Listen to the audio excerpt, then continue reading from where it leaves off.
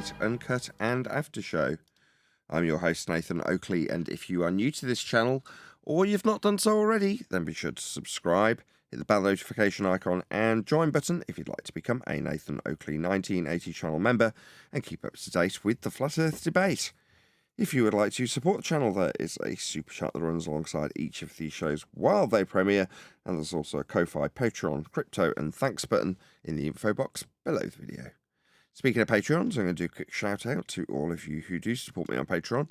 So, a massive shout of thanks and appreciation to Level Playing Poem, Amish, Vitali Z, Colton James, BG, Survive the Spin, FE Patriot, Steve, On the Level, Thomas van der Zander, Gary Hughes, Measured Flat, Chris Wouters, No Smart Comments, Mitch Kennedy, Rod, The Names Burley, Twad Wazzle, Jason Hornsby, Christoph Fournier, Flat Earth Travolta, JMouths24, Unamento, M, Iron26, Endless, Golden McKiernan, Retro Bill, Michael Kahn, John Kays, Patrick Gunnels, Banter, Mel B. Styles, Hairy Blade, Mobile Mac 777, Rob W., Del West Watson, Unbelievable Productions, Blue Ridge Ranger, Abraham Mohammed, Skeptic 936, Texas Mike, Chow Yun Cat, David Wayne Foster, and Dank. So another massive thank you to all of you for supporting me on Patreon. Now I'll hand over to whoever is in Discord and Google so you can enjoy their conversation while I set up for today's live show. Yeah. Well, the game we're playing isn't a bunch of a bunch of lies.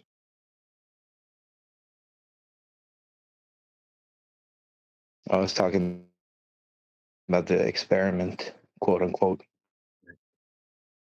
Yeah, a bunch of liars. Yeah. Yeah. That's all that was down there. That tune call was pretty sweet. Yeah.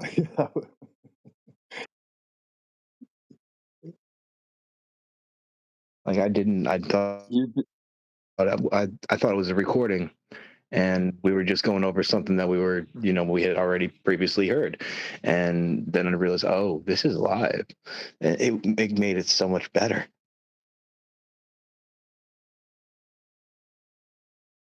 The only thing he said is, Nathan, you're a liar. That's you would have thought he would have brought something. He's got the upper hand, right?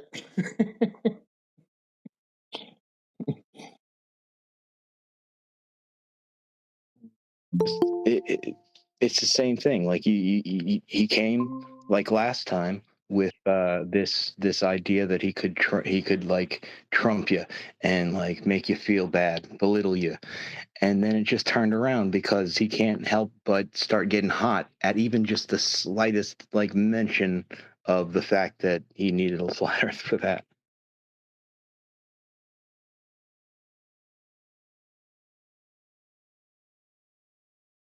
Because he knows. Nope. I know.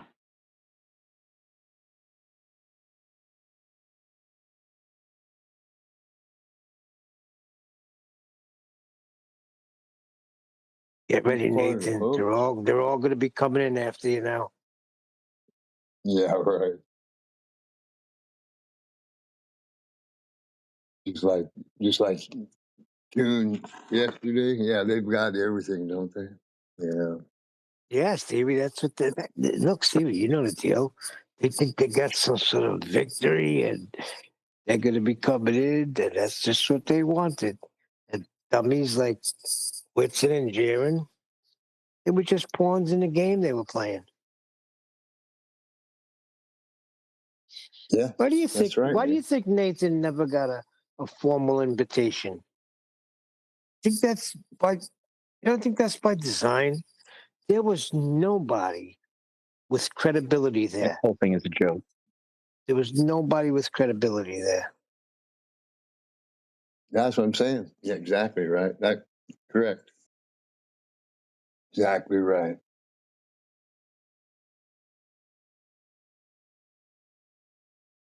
And nobody said how flat it looked. You notice that? I never heard that out of one person. Look how flat it looks. I did, Stevie. I watched some video that Jaron put out, like this 15-minute video.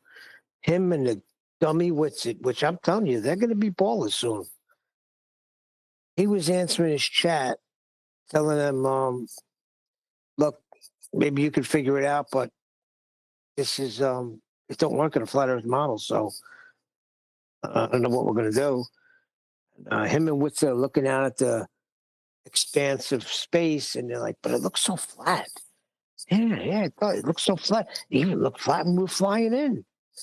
I'm like, you freaking total morons. Listen to it. Yeah. I'll see if I Ballers are can. not. Ballers are not. They're. Hold on one second. Ballers are not. They've drawn their line in the sand for me.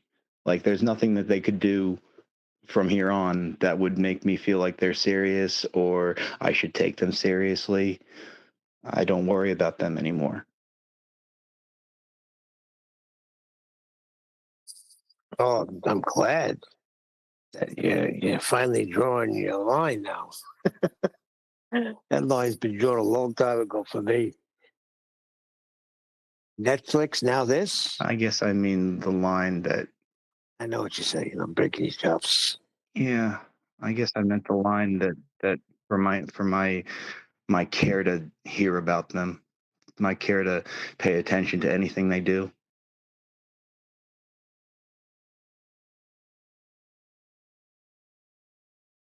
It's kind of like Toon, Jaren, Toon, Witsit, they're all the same person to me.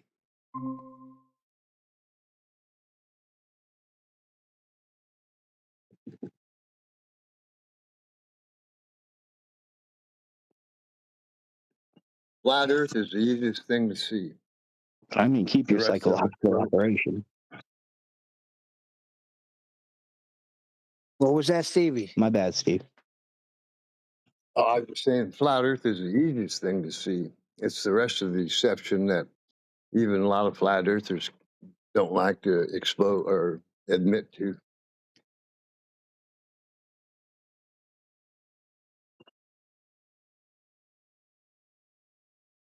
It's a pretty good trick they pulled on us.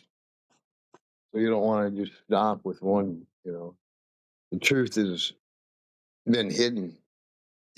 That's a fact. That's the truth. That's about the biggest truth there is. The truth has been hidden.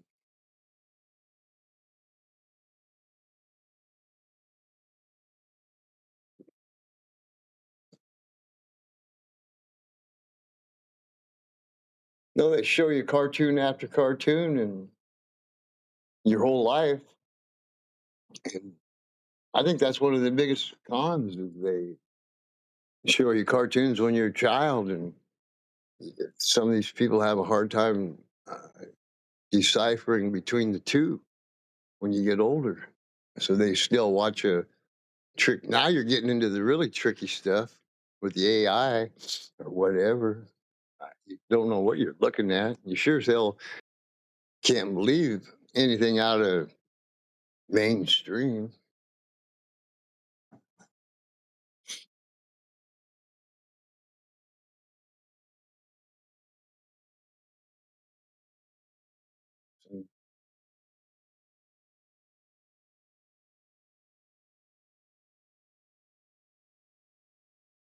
Mr. Cheswick put up a pretty funny song about 14 or 15 hours ago about the final experiment. Pretty funny.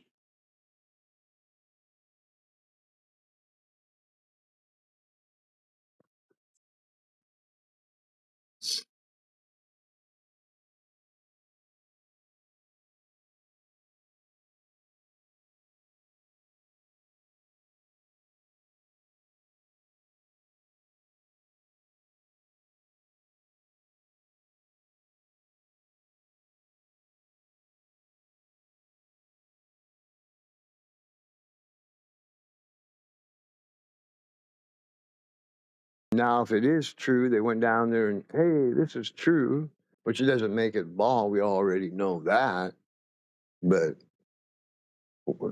that's the big question right now. But still flat. You're never getting out of this flat situation. Not possible. It's not what it was. That's what people Yeah, don't want to understand.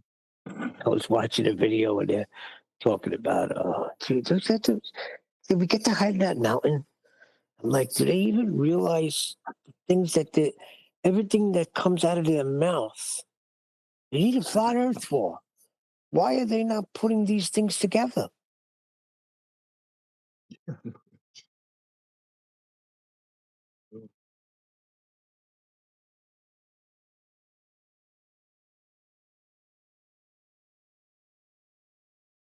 Even if they could get the height of the mountain, they'd be getting it from a horizontal plane, and that is the kind of the opposite of the height or altitude of any celestial.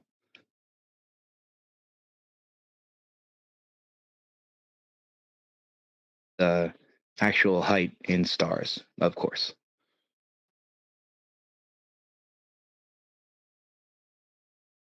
So it doesn't matter. We're just working from flat. Always.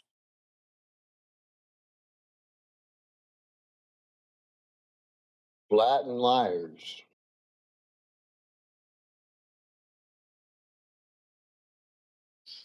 Did anybody watch that little video Jaron Mr. Campanella put out?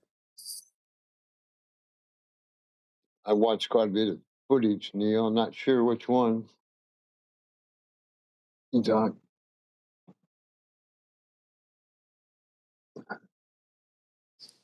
It's the one where he's claiming that the sun is going the opposite way. It's going right to left. Yeah. Yeah. What? How,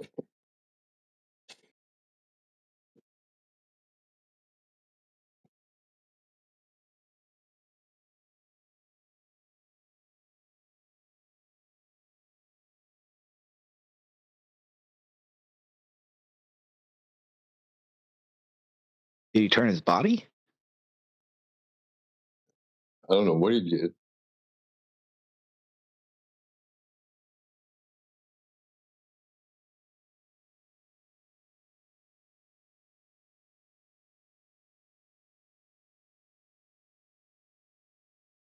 Because I swear that, like, in my head, right to left is kind of what I'm expecting to see.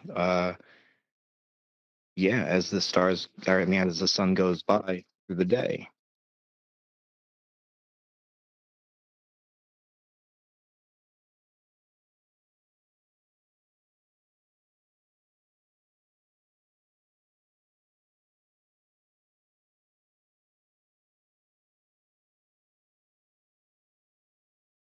I'm trying to think about it right now.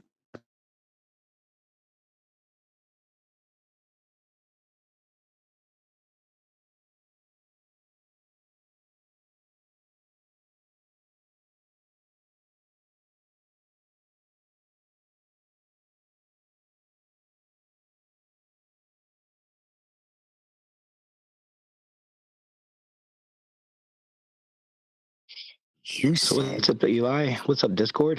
Everybody. you said you'll be turned around at gunpoint.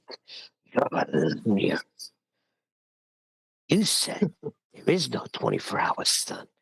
I'm standing here right now, and the sun is up.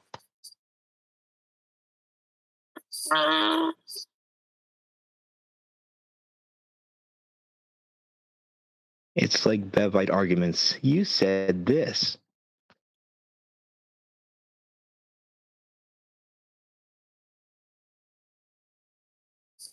And then he ran away when Nathan asked him about measurements.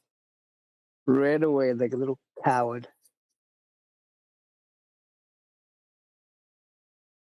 A known He got liar. heated first. He started popping up.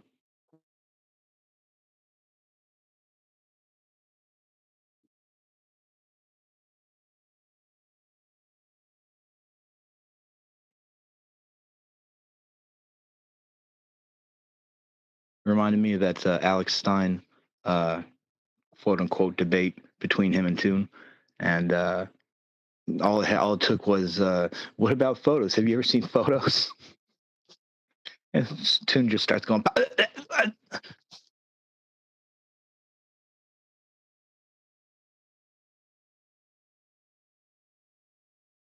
Good afternoon, everyone.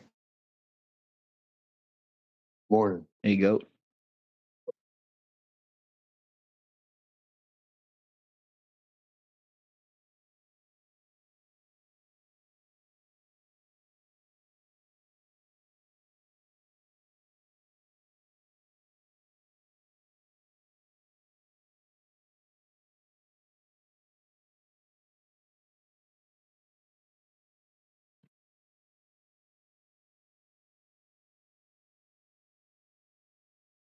Uh, as I said, the positive in all of this is that the biggest feast of nonsense headed by the most prominent flat earthers, as far as the mainstream or the general pop knows, Dave Weiss, that's dead now.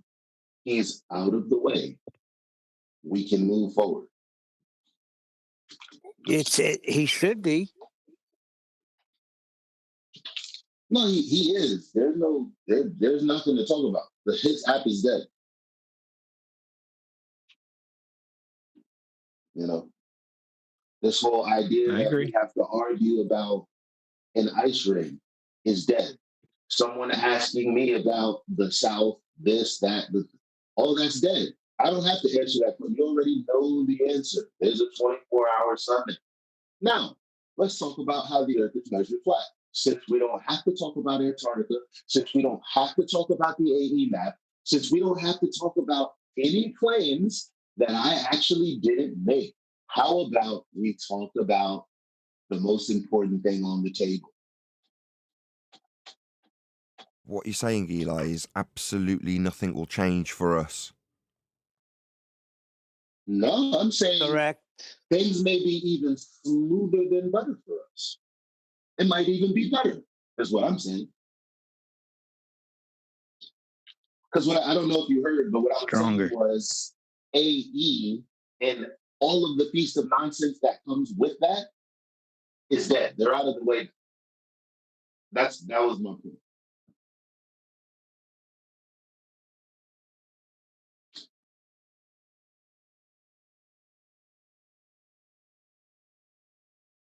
As long as more of us understand that that's a globe map anyway. So yeah, it's everything just kind of works in favor of flat.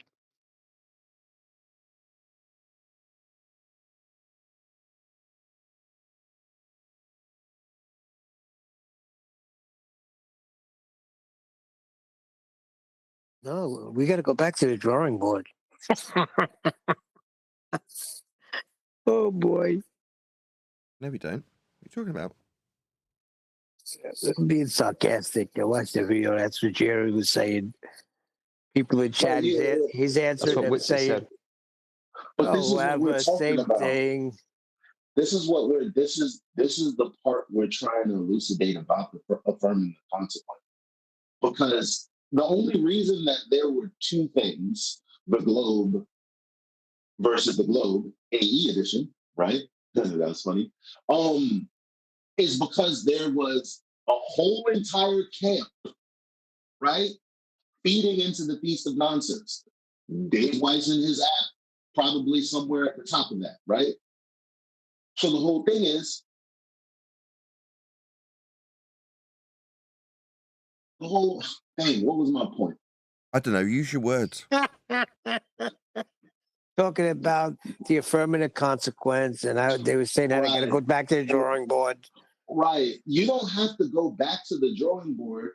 Actually, there's probably 1,000 other ideas about how the earth looks, because that's all you had to begin with. Why don't you just pick something else? It's not the end of the world for you either, because all of your ideas were arbitrary anyway and had nothing to do with reality.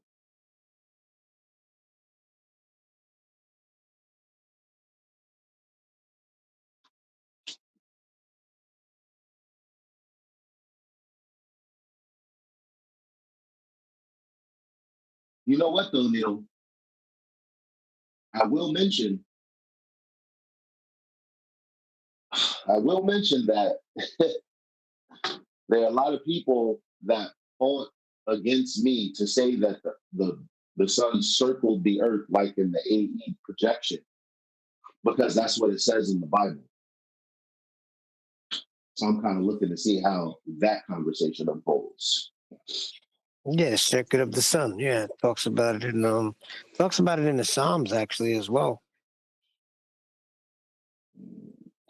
Yesterday, McToon, he made a comment like, all you biblical flat earthers, you're all wrong, proven by this observation that they've seen. And I'm like, no, that just proves that we don't know how it works. And Nah, bro. Each and every biblical flat earther that took that AE map, yeah, you're screwed, bro. But If it's you were still telling no, because you people, could still have something that goes around and around, but just in a realm that like we don't understand how it works. And whatever nah, they're seeing down you there, can't say I don't understand how something works, but I know it's going yeah, around. we could Do easily you say know it's that going because around? we don't. So you're No, conceding to this already without seeing any of the footage? You're no. conceding to a 24-hour sun with just from the videos that they put out, because that's what was Re, driving re, Mush crazy re, yesterday. regardless, All right. Let's put regardless. that aside. Let's just take into let's just say we do. We're good because that's what we're talking about now. Right? But I understand there are people who I'm not questioning it because it was never important to me. But if it's important to other people, I understand. I mean, it's a big deal. People are in Antarctica. It's like, wow, you're in Antarctica. Like all right. Let's not act like that part of it is not pretty interesting. That being the case, the it's just saying all of that threw me off. The other guy was also trying to get in, and I was trying to rebut what he was saying Talk about the about the circuit sun. of the sun. You have no idea that the sun goes in a circle. What you do know is that it arcs around you.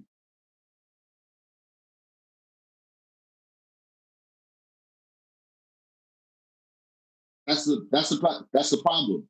I'm not adding to that sentence because that is all I experience. There is no other perspective that I can say, yeah, but it's a circle. There's a circle. But I don't know. Maybe I'm just saying. Hey, Eli, have you seen the thing Mark Sargent put out? He's got this guy. I forgot his name. He put together some model. Yeah, the Glovers already said they debunked it, and No. I But know he's I'm up. talking about superfluids and ice walls. So it's like, what are you doing, man? Yeah, yeah. But that's what I'm saying. To hell with them. I'm glad they can all burn and rot. Now, while they're doing that, we just keep doing what we're doing. You know what I mean? Well, that's what Nathan said. So nothing's changed for us. We're going to continue to do the same thing. Basically.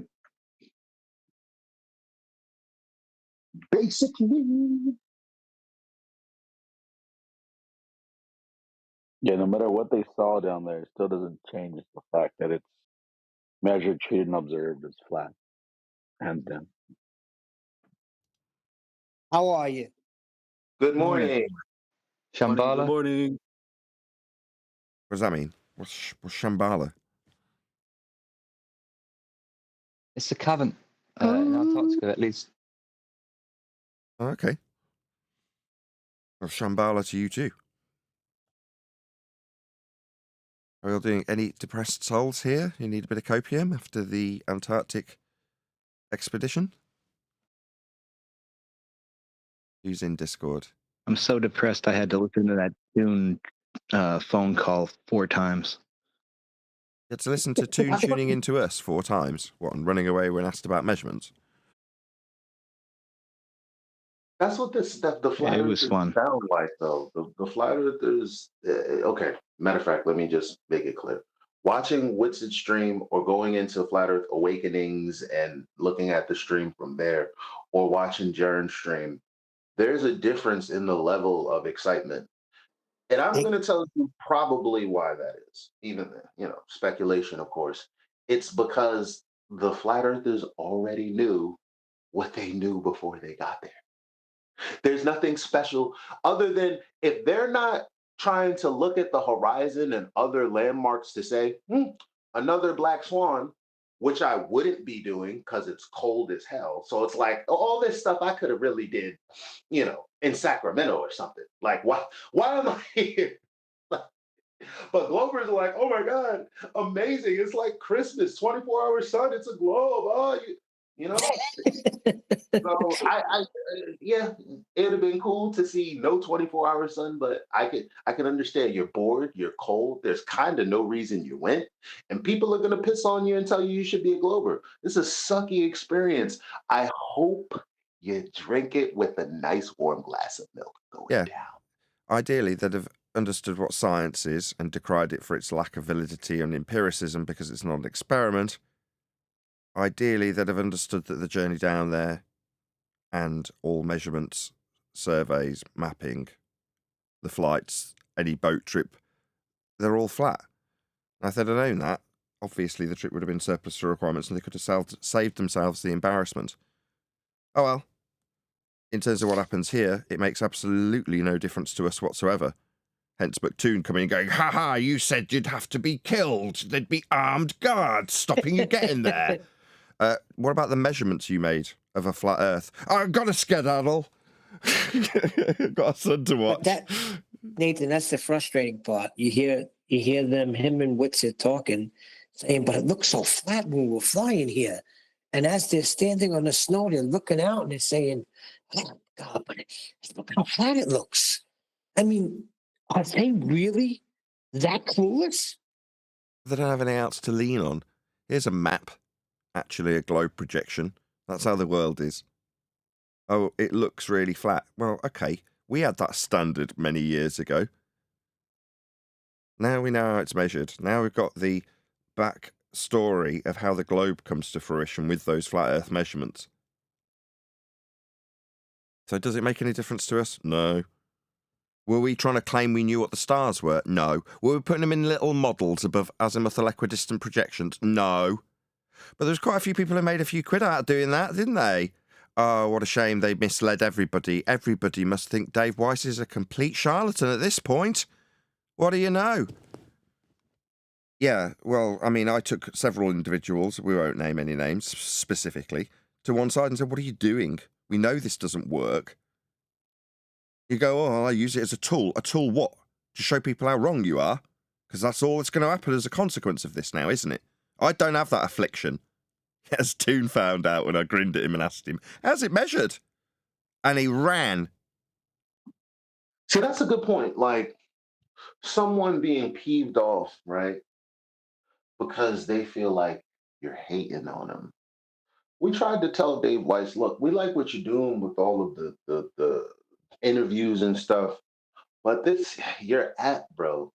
Like the AE stuff is And now, fast forward, that could be seen as hate, or it could be seen as a friend of the show who sent ballers. This is him, Dave Weiss, to us, FED, to win Bitcoin if they could prove that the Earth was a sphere. Okay, that's what he did. Nathan, as a friend, went to him and said, "Hey, this can't end well. That's a reification fallacy that you're leaning on, making money with." Here we are in 2024, almost the dawn of 2025, and those are the things that they're facing. Yeah, It's it's a like they matter were of drowning. The thing Like is, they're drowning, you're throwing them a life preserver and they're smacking it away. yeah, We're most of trying these- to help you. At some stage, most of these people I would consider as being friends at some stage, Dave Weiss included.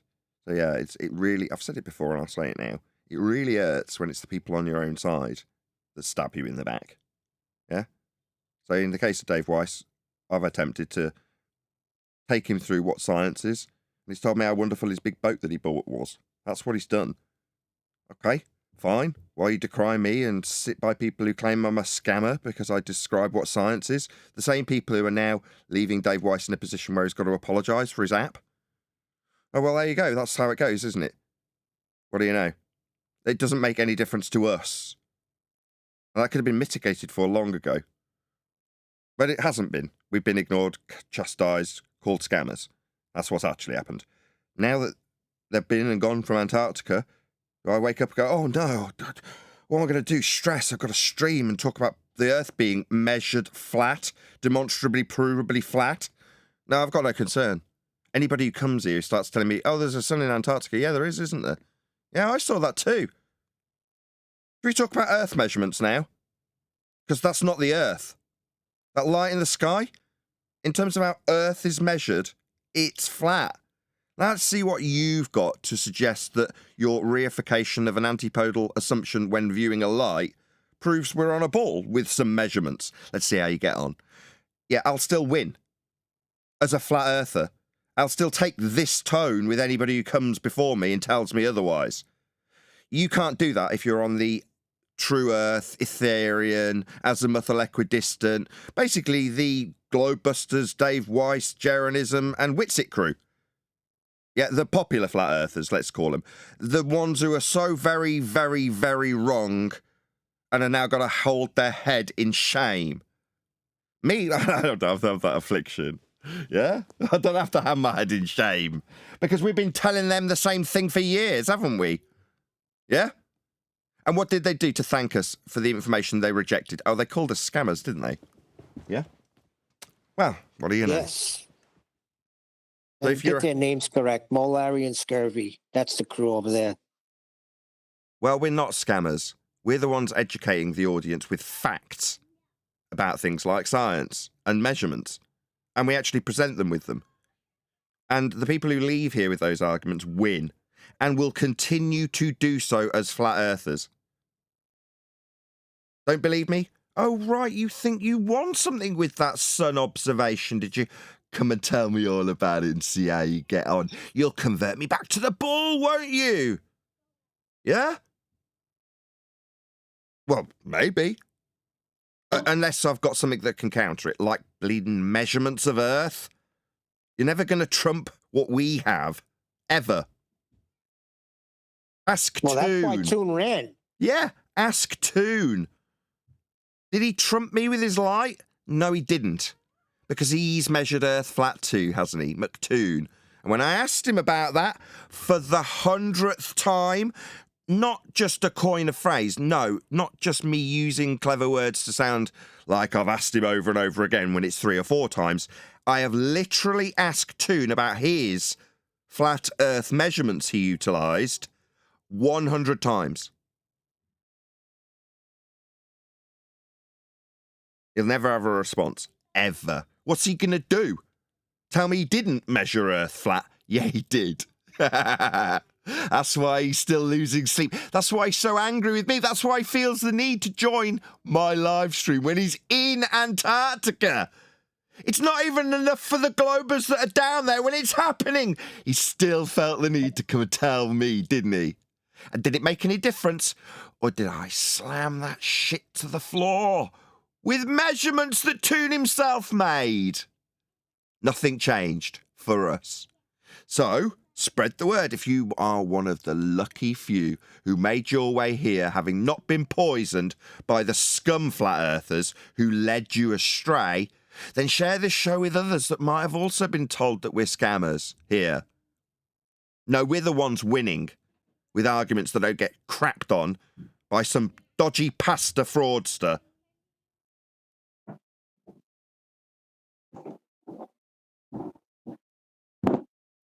That was well said, Nathan. Oh, thanks. Any evidence of a physical geometric sphere edge horizon formerly known as the curve of the Earth?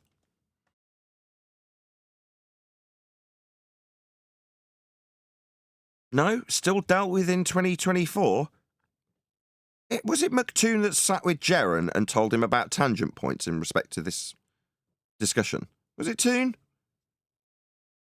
Toon attempted to educate Jeren in how to overcome a flat Earth argument. Am I incorrect about that? Or am I misremembering how Toon and Jeren have interacted in the past? You're correct. These people are in cahoots with each other. Yeah? Jaron has sat before me and tried to overcome our winning, still in place, will never be overcome flat earth arguments with the stuff that Toon told him. Yeah? Jaron's a shill. He's a globe earth shill, there to deceive you. That's what his purpose here is. This isn't the first time he's made to look very, very stupid in the name of globe earth, is it? This is a repeating pattern from these shills. The same shills who tell you we're the scammers. No, he's down in Antarctica with a demonstrable fraud. Somebody's got advertisements for lawyers to recoup the money he's, screwed people out of, offering investments that weren't suitable. Yeah, there's a whole team of lawyers dealing with Will Duffy, this fraudster. That's who Jaron's in cahoots with. And who's he overcoming the flat earth arguments by way of? Oh, well, McToon. Oh, what a coincidence. They're down in Antarctica together. Oh, well, that's a coincidence. What's that? Jaron said on his own stream. Oh, my bad. The fraudster Will Duffy's stream. That we could call him a shill. Yeah, we do call you a shill. You are a shill, Jaron. That's why you're trying to overcome our winning arguments with stuff Toon's told you. And why you're down in Antarctica with the fraud. I mean, I don't know about Dave Weiss. Probably just a useful idiot. Saw some money to be made off the azimuthal equidistant projection from a load of gullible flat earthers who didn't know any better. We tried to help him, and he just saw the dollar signs, didn't he? Now he looks really stupid. Dave Weiss looks stupid. Dave Weiss looks like he's conned you. I don't know if Dave's smart enough to have attempted to con you in this. I just think he saw the dollar signs and started drooling. And then he got a few of them out of you lot, didn't he? All you guys with the apps in your pockets. Have you all still got that app? The one that makes you an idiot too? Is it something you're proud of, keeping it on your phone and iPad? Dave's app with his map that's wrong. And we was told. Oh yeah, they were all told. Not asked, not debated, we're told. Yep, but I don't know if I could ascribe Dave the title of scammer or fraudster. The kind of titles we've been ascribed when giving them the good arguments that still stand to this day. I don't know if I could do that about Dave Weiss. He's just outright wrong. Yeah? Selling you something that's incorrect. That's Dave. Yeah, he's all sold you down the river and he's now counting the coin on his boat. Isn't he? Maybe you could moan at him. Why did you have this sun, moon and zodiac clock app that's completely wrong? Why did I give you money for this? You're out on your boat, Dave. Oh, well, it's so easy to con gullible flat earthers. It would have been much harder, as I found, to actually give them some winning arguments and still stand proud at the end of processes like these. I can do that, in spite of your and Jaron's and Bob's and Witsit's attempts to undermine us and peddle crap like ether. Oh, yeah, if that comes to the head, it probably will in 5 years from now, or 10 years from now. We'll be saying the same about that, won't we? No, Like we've I been say, saying it all along. yeah, that's what I was about to say, Neil. We've been saying this all along. Exactly. The funny thing is, Nathan, he used that word again in Netflix with that interesting. He said the same freaking thing yesterday. Very. Well, we know there's a crater, and it was very beautiful as we flew in. I'm just repeating the script that they all read. Like the identical things that they all said, one after the next for Will. Got to hit these points. Got to say how beautiful it is as we're flying in. Got to summarise with there's a crater at the end of it. Got to concede we've seen a 24-hour sun when it hasn't happened yet. All very shilly.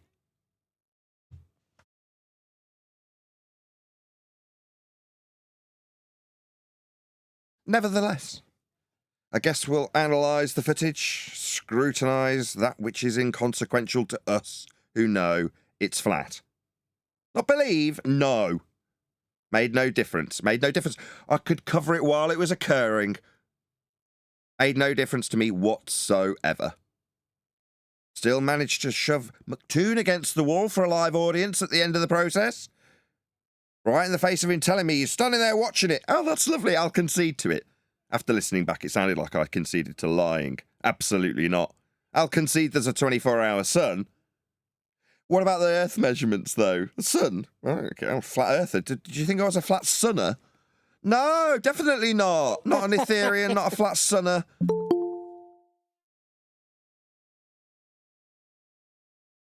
I don't think it sounded like you conceded to a lie. Well, I know what you were talking about. It sounds like you conceded to a lie. You're saying you're a liar. You said there wouldn't be a 24-hour sun. That's what he kept repeating, babbling through me, so he didn't have to listen to anything in rebuttal. But at the point that I say, okay, I'll concede to that, he's literally just said you're a liar. So it sounds like I'm conceding to being a liar based on his premise that I've suggested there would be no 24-hour sun. In reality, everyone's tried to dig out me saying that, haven't they? And what did they come up with? The best they could do is me saying, oh, I'd like to go down there sometime. What, to check? Yeah, so I could make statements of fact based on what I've actually experienced. Yeah, that's the best they could come up with, me saying I'd like to go down there. According to Toon, I've been telling people that you'd be stopped by armed guards when you lie through your back teeth about things I haven't said and then get hammered based on Earth measurements. That's Toon, by the way. A liar. No way he's going to dig out a quote where I've said armed guards are going to get you. We got a chat skank in the chat right now that's trying to push that issue. These idiots don't understand the difference between the sentence, you can't go to Antarctica, versus the sentence, you can't just go to Antarctica freely without approval on a whim and just do whatever you want. Like, hey, Globers, those are two different sentences, okay? Who cares? It makes absolutely no difference to our current argumentation. It's like Brian said. They just want to hand wave 10 years of what we've done. Look, we did see it. There's a sun. Look, there's the sun. Yeah, that's right. That's the sun, yeah. Look, it's going around and around. Yeah, it is. We win. No, you don't. That observation is merely an observation of something the sun does. Your claimed cause hasn't been validated. It's just an antipodal assumption. We've been saying it for a year. You think that's changed because you went and saw something? No. False dichotomy affirming the consequent on both sides. Oh, is that somehow a different rhetoric to before you went? It's exactly the same rhetoric. Shocking, isn't it? Shout out to Michael Kahn for the super chat. Oh, wow, my chat actually worked. Brilliant. Yeah, and it's the same. I'll just read out the super chat. 1 second now. However, just 1 sec, just 1 sec. Go ahead. Michael Kahn, thank you for the super chat. 24-hour elevation angle flirfs have nothing to fear. Precisely. Well summarised, Michael. Go ahead. Thank you for the super chat, Michael. Yeah, only the Globers have anything to fear because any discrepancies with their claims about the synergy of the sky and the ground is an Achilles heel to their model because they have such a thing. Flat Earth was always about the Earth, not about the sky, and flat earthers and globe earthers that didn't understand that now think they have something. At best, they have a binky. Well, they don't know because you still themselves in have at night. to talk about like I guess there are other people that are talking about shadows and positions of things and how much sunlight there is and how that's not really comporting with what you, at least what people say about the globe. I don't really know where people are going with that. It's like, don't run away or you don't have to retreat because there's no 24-hour sun. I hope you guys know that. You can go, yeah, that's great. Earth's measure flat. Well, yes. All they're going to do is say you're lying. And you're going to go, oh, I'm lying. Okay, well, want to trade citations? That's the tactic, isn't it? The tactic is this thing is proof flat earthers are liars and deceivers and scumbags. That's basically what they're hoping for here. Yeah. At best. Yeah, that's the line that Toons immediately took. You're a liar. Oh, really? Why? Because I said that armed guards would stop you. No, I didn't say that. Oh, because I said it wouldn't happen. I didn't say that either. No, you didn't find any clips. Nobody achieved that before you went. You think it's going to suddenly magically come into existence now after the fact? Yeah, discrediting me with this isn't going to succeed when my line of argumentation has no bearing on it. Now, there's plenty of flat earthers out there who had a vested interest in lying about the azimuthal equidistant globe projection and telling you, the numpties who were deceived by said flat earthers, that it was a globe map. A flat earth model. It is, in fact, a globe map. because it's a projection of a globe that came from flat Earth measurements in the first instance, as we've been pointing out. And when people go, well, how does it work then? I don't know. Well, you should. Should I? Why? Because I'm a cartographer? No, I know how the globe's created. You're going to tell me the globe explains it? Yeah, it does if I basically undermine the principles of its measurement in origin. That's to say, I bend the lines that we use to make the angles that were measured to form the celestial sphere. Because that's what you're projecting this globe in respect to. So you can have a flat plane in the middle of it and surface points that are pretending to be surface points between you and the celestial sphere. Well, I can't, by right, in conscious way or any cognition way, square that circle. I can't bend the lines that are used to measure to create this novel model. And from day one, I've admired what that, it's not a model, that mathematical description of the positional data that we get presented with, converted to a perspective view called the celestial sphere over a flat plane, projected to a globe, and then projected to maps. When I understand that process, which I do, I can only lean on the origin measurements. That's the basis of all of it. And they are flat. Now, when people say, but you don't have a working map to explain how the sun works, I didn't have one before they went. Didn't have one 10 years ago, and when I started looking into them, none of them worked. What was the conclusion I drew 10, 8, 5, 3 years ago?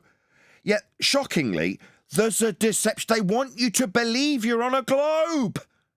So for about the last 200 or 300 years, they've been pumping out these globe projections that are flat so they can be used usefully in practical terms, and telling you that their explanation for why the lights do what they do when we measure them flat with these paradigms, models, maps, call them what you like. Now, I understand that. Does that mean that suddenly I'm going to explain it? No. Does it mean I need to? No. I can only lean on how Earth is measured. Now, the globe, if people say, but it works better on it. Okay. It works better in a mathematical paradigm that's been invented by a man. We don't physically stand on spherical surfaces. There's nothing I can do about that for anybody who needs copium. For the globe. The flatties around us, this is inconsequential. I've said it already. But for you globers, I can't do anything about the facts. Your reification that explains this is based on flat Earth measurements. That's why Toon ran. What are you going to do? Tell me the angles that you're asking about aren't measured flat. They are. No, they'll do their victory lap until you bring up measurements. Then they'll take off. Yeah. Well, see that when you're doing a campaign like what McToon did, I just watched the video, by the way, because Bendy Space wanted to, co-parter. I mean, all it was basically him saying a bunch of things about Nathan that Nathan never really said at all. In fact, most of what he said was a characterization or a straw man that the Globers were presenting against flat earthers that McToon was making fun of, while just repeating over and over again that Nathan is a liar. Now, the majority of intellectually deficient people that watch that will think, oh, yeah, McToon proved Nathan's a liar, and they'll be happy. And why would McToon then stay to actually parse out the meat and potatoes? He made his accusation that he was a liar. The fan base that agrees to be predisposed to not like Nathan's going to agree with him. That's why calling a people a liar or committing bulverism against them is a very effective tactic. That's why people use it.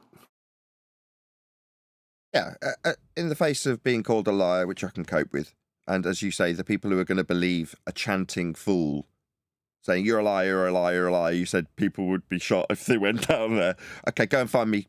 Get the clip of me saying it. No worries. Prove me a liar. And I'll still agree with you and go, okay. And that changes how Earth's measured? Oh, you managed to attack me and my credibility, one man. And that changes how Earth functions, does it? Yeah, I'll still be here pointing that out to you, and you'll still have to run at the end of it. In other words, let's take it as read, that Toon was 100% successful. He painted me as a liar. I'm not. Didn't offer any quotes. I asked him. He didn't. He just kept chanting, didn't he? Told me not to mute him when he wasn't muted. Very amusing. Nevertheless, What actually concluded that discussion was me asking him for measurements. In reality, pointing out for the 100th time, no exaggeration. Toon personally has had this pointed out to him 100 times. He measures Earth flat. That's where the conversation concluded, and will always conclude. Yeah, it's just character assassination. But hey, he could fix some people like Jaron. Yeah, I don't care. Makes no difference. I've had 10 years of people calling me a liar and telling me I'm a child abuser. Think I care? Water off a duck's back. Completely impermeable to it. Why? Because I now know it's not about me. In terms of who it's about them and their pain relief. That's what it's really about. Toon, it clicked last night. Actually, thanks, Toon. I've got to thank him. Because it suddenly clicked. Like, this isn't enough for him. I said it live. This isn't going to satisfy the itch. Is it? For Toon, he had to have more. Didn't tell him it was a globe. It didn't confirm it for him. I know that now. The fact that I've been given it by God instantly. Thank you, God. You gave that me as a little extra bargainy treat, didn't you? For all the hard work. It was hard work yesterday. Took a lot of effort. I'm not going to lie. I was physically exhausted at the end of it. But I got a little gem, didn't I? As a thank you from God. Toon coming in saying, it's not good enough. I need Nathan to be proven to be scum. Oh, really? So just proving to yourself based on your reification antipodal assumptions that you're on a ball, that wasn't enough for you? Shocking. Now I know. Yeah, definitely ain't enough, is it? This isn't going to stop them from being anti-flat earthers. Now, it might wipe out a lot of their competition that weren't particularly good competition anyway. So the numpties that might have sat in front of them and been easily defeated up until now, they're the numpties that just believed it was flat, and they're the ones they always wanted to discuss things with. So who are they left with? Oh, it's been diluted down. It's been boiled down, hasn't it? You've got a nice, fine concentrate of us to deal with when people find out Earth's flat, unless the process starts again, which is to say 10 years ago, they started pumping in feaster nonsense, ice walls, circling suns, above equidistant globe projections. Yeah, maybe they just start the process again so they can build up a numpty fan base of idiot regurgitators of the feaster nonsense, otherwise known as Flat Earth, to stack up against people like Toon and offering pain relief. But in the meantime, till that little pool of numpties builds back up, because I'm sure the purge will now begin, what are you left with? Us. Oh, we're not going anywhere, Toon. You weren't successful in telling me I must go. Yeah, you got to share your pain with me as well. What's on your mind as I live in your head rent-free? What did I get to here? You must go now. I'm not going anywhere. And based on the financial support I got from yesterday's live stream, it seems people absolutely want me to continue. Yeah? Maybe I'll even be able to pay the rent a bit more effectively each month. Who knows? Let's hope so. Because it's absolutely destroying Toon, and Toon's representative of a multitude of flat earthers. It's not just Toon. That's how they are. When we say share your pain, there it is for everyone to see. You all got to see it nice and raw and itchy, didn't you? But on the other hand, as AI points out, there's going to be people who hear his pain, go, you're a liar, go away now, you must. And go, oh yeah, Nathan must go away now because he's a liar. Well, good for you. Yeah, I don't care about you. I don't care about the people who realise it's flat to a certain extent either. I have to kind of remain neutral, which is a shame. It's the same with my friendship base on the show. But that's what the show is. Got to remain neutral. Yeah, that was pain relief yesterday. I knew that right away when he came in. Why does he need pain relief? He's seemingly won, hasn't he? No. No. So while the people like Dave Weiss recoil in horror at what they'll have to do and how they'll have to explain their numptiness to all their people who they took money from, me, I'm laughing at Toon and explaining to my audience why he's still in pain. Why is Nathan still in Mucktoon and many others head rent-free? Well, this is why. We know it's flat and we can prove it, and nothing you do will ever change it. No matter sun observations is going to alter what we demonstrate on a daily basis. You think your sun observations done anything more than purge the numpties that we were fighting against anyway? Good! We've spent a month trying to get rid of numpty idiots that declare they've got ether proof because light doesn't travel, unless it travels. Yeah, we've got liars amongst us, and you're purging them for us. Thank you, Globies, who went to Antarctica. Yeah? Oh, you've done a great service for us, the real flat earthers, and get rid of all the numpties that believe it's flat with crap evidence like that map. Well done. Well done. Hello, everyone. Mic check. I'm a little late to the party. Was there a 24-hour sun or no? We don't know yet. We haven't been presented the actual evidence. We've been told that there is from first-hand accounts. Ah. I was told that because I'd suggested, which I haven't, that armed guards would stop people, I need to leave the internet. The Toon thinks that the standards he applies to himself, that is to say, he said if it didn't happen, he'd delete his channel. He now thinks that by inference that can be passed on to me. No, what I'll do is ask you about those flat earth measurements you made there, Toon.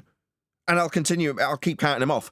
The only reason Toon's on a moderately sized channel is because the channel belonged to Conspiracy Cats. Now, I asked him in excess of 100 times how he could have gas pressure without a container. What a coincidence that the curse of being asked over 100 times something you can't answer passed along with the channel. Because now the new channel operator's been asked 100 times about his flat earth angle measurements and his 10k challenge. 100 times. So it seems that channel's cursed. The operator's always going to be in a very sticky situation where they can't answer a flat earther. And they're asked over 100 times. With no response. So yeah, if you thought you were going to get some pain relief out of Toon as a numpty, anti-flat earther, globe believer, or indeed flatty, then you're sadly mistaken. Sounds like your reference frames are ruined 2.0. For who? For McToon. He's not giving us a nice juicy quote like Dan. He's not stupid. He's not that stupid. I mean, he's not Simon Dan level stupid, where you're going to decry the very reference frames Coriolis requires to prove, allegedly, that you're spinning on a globe Earth. I mean, decrying your own smegging reference frames is properly stupid. That's Simon Dan stupid. I don't know if Toon's demonstrated it. If you asked QE, he would say, absolutely. I've got hours of how demonstrably stupid McToon is, and I'm aware of that. But, you know, to me, the bottom of the pile of stupid, and it is a very deep, deep, deep, deep pile, is Simon Dan decrying the very reference frames needed to prove that you've got drift called Coriolis. That's proper stupid, isn't it? Yes, indeed. Quite. Hopefully McToon will return, or in rage at me laughing at him in the face of the flat earth measurements he made. Maybe he'll slip up like Dan did, because I got him to say those words in a response video to me. It started off as a tweet and then we got it as a quote, because of Dan feeling a bit butthurt and needing to tell his audience that actually the only reason I'm doing this is because I'm a Simon Dan fan. No, I mean, that's what you got to do. You got to lie. Like Dan lying to his audience about debating when he's debated me on Twitter, and then lying about me being a Simon Dan fan. That's what you do if you're a glurf, you're a liar. Like Toon lying about things I haven't said. That's what you do when you're a glurf, and no pain relief is ever going to be achieved in the face of people like us pointing out how Earth is flat. So welcome. Please share the show. 131 people watching. If you were looking for a new place to vent your flat Earth frustrations that, you know, you didn't think it mattered about because the beliefs were perfectly good enough until yesterday, then maybe there's other flat earthers that you know that also had a belief and would be best served here with measurements and demonstrable evidence, you know, declarations about how science proves things with evidentiary standards that are empirical, as opposed to bullshit and made up stuff about ether and maps that are globe projections and things like that that other flatties have given you. Cast those away, delete those stupid apps that you paid for, and just know that you can be duped easily again, even after realising Earth's not a sphere. And know that Wait, we did they don't get a tell... refund? Go on. Did they get a refund for that? Don't do that. I mean, I wouldn't want Dave Weiss to lose his boat that he shoved in my face with me telling him what science was and wasn't, and him telling me, shut up, I've got a boat.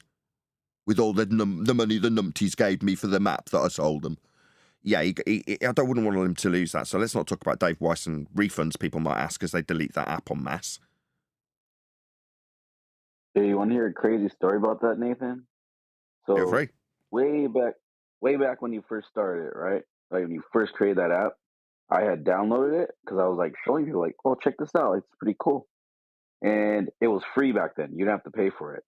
And then after I don't know how long, then he was like, it's gonna be like 99 cents or $1.99 or whatever. I paid for it once because it was supposed to cover the whole year, right? I transferred phones and then I had to like transfer the apps. And when I went to sign in, it was like, oh, you don't have an account. I even messaged him like, hey, what happened? Like, he's like, no, you should be able to just like sign in and it should be good. You pay for the year. Well, this it's been years now, and luckily, I never like re-signed up because then I heard that like a lot of people had this like he had like a security breach apparently, and a lot of people got their information stolen. So I was like, ironically, that helped me, Wow. like not not being able to log in. Oh, well, worth That's a getting that map that was coincidence. wrong then, that we've been saying is wrong for Well, 10 years. sorry, what was that? So it's well worth all those people who downloaded it. Sun, Moon, and Zodiac Clock app with that map as the front cover and the app thumbnail, and the thing that's on the front cover of it, and the thing that it's basically being sold on. Good job you got it. Yeah, They're just catching up now, Nathan. We've been telling them for years that it's wrong, but they're just catching up now. They had to go to Antarctica. Oh, right. In order for them to catch up, we had to be labelled as scammers, did we? When we pointed out that science proves things and people hijack that empirical method to claim proof, in quotes, of all sorts of nonsense that isn't proven. Yeah, that got us called scammers. When we pointed out the map, the same thing. Doesn't seem to matter what we do here. We'll still be standing at the end in the face of both globers, anti-flat earthers, and flat earthers who call us scammers. Yeah, and when they're red-faced, they'll be there telling everyone, oh, it doesn't really matter. It's not really important. It doesn't matter. What's Like a guy interesting, getting Nathan? shot, you're Why trying to help why would him out. McToon Go ahead. why would McToon try to call people liars when he's on an expedition with 3 people, including himself, who've lied against flat earthers, Danny Faulkner and Duffy. Duffy even apologized on a video where he lied to a flat earther and then lied in the apology video.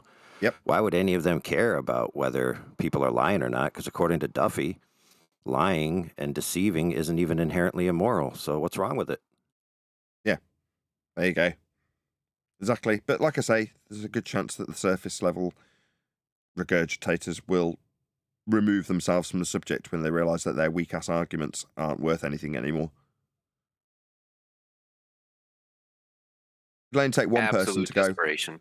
well, how does flat earth work? Well, if you imagine the sun's going around like on this Sun, Moon and Zodiac Clock app, look how it goes round. Wasn't that debunked by a pastor in Antarctica? I'm just going to give up this flat earth thing. It's not like I'm really successful with it. Let's move on with my life with the globe being under my feet. Yeah, that's what the numpties will all do. Good. We didn't want you here anyway. Absolute desperation and projection.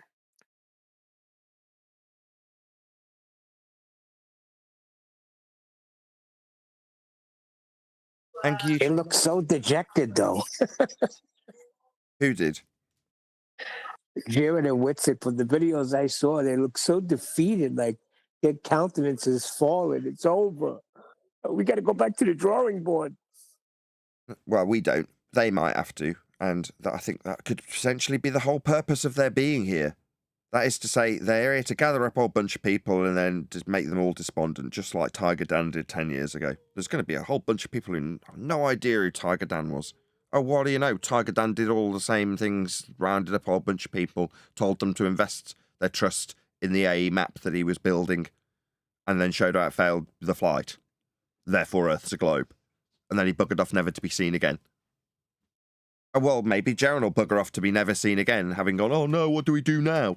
Leave a load of despondent ex-globe believers / ex-flat earth believers to just bugger off. Well, he was talking to people in his chat. They were trying to encourage him and tell him what the next step is. And he was like, I don't know how. Maybe you could figure it out, but I'm standing here. It's a 24-hour sun.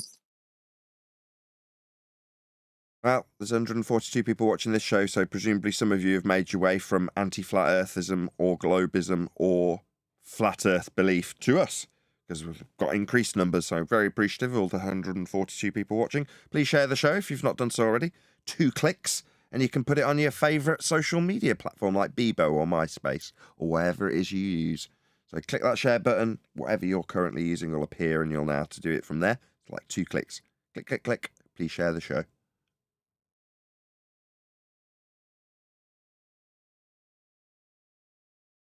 The other thing discussed with Jaron was elevation angles. And again, that might be where I'm actually now remembering what he discussed with Toon. He was a decriance of the elevation angle argument about 18 months ago. There's been multiple examples of where I've approached Jaron because he doesn't understand an argument, tried to explain it to him personally, and I've ended up being called a scammer or being cut loose from a community or whatever detrimental effect would be obviously reasonable for someone trying to educate a fellow flat earther in a subject that would leave them in a position where they wouldn't be on the Antarctic ice wall. No. Yeah, that's what I did see of Jaron, him walking around all morose looking at the Antarctic marathon, saying, I'll turn this into Antarctic wall. Yeah, really? Why? Just struggling to let it go, right? Yeah, he wouldn't need to do any of that. But obviously the people who were there putting their hand out trying to save him from now drowning were the people who are also labelled as scammers and charlatans.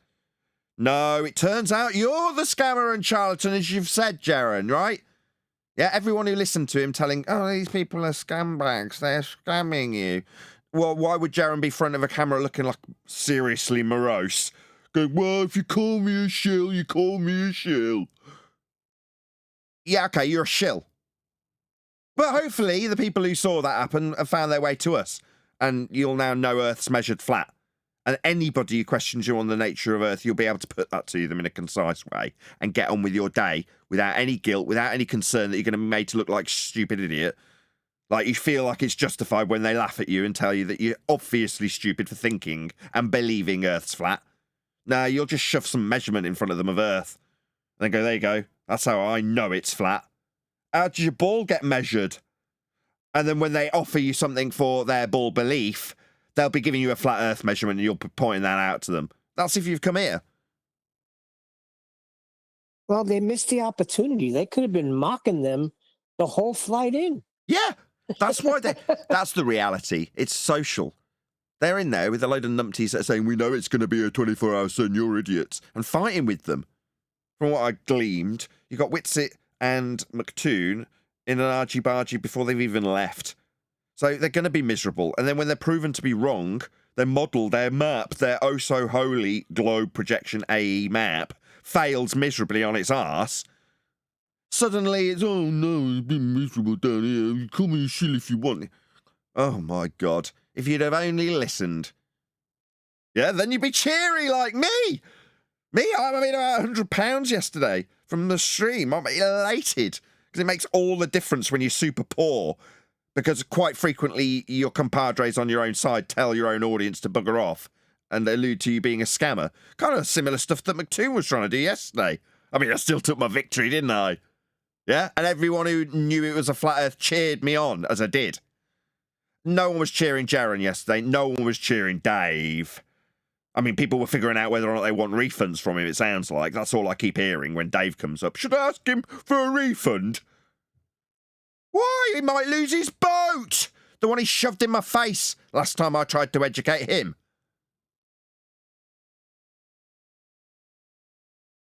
Well, whoever has the most boats is correct, right? Until they're not, and then it don't matter. Don't worry. I mean, we'll figure this out. Maybe you'll figure it out. Maybe you'll tell me from the comments, right, Jaron? Maybe your audience will educate your dumbass.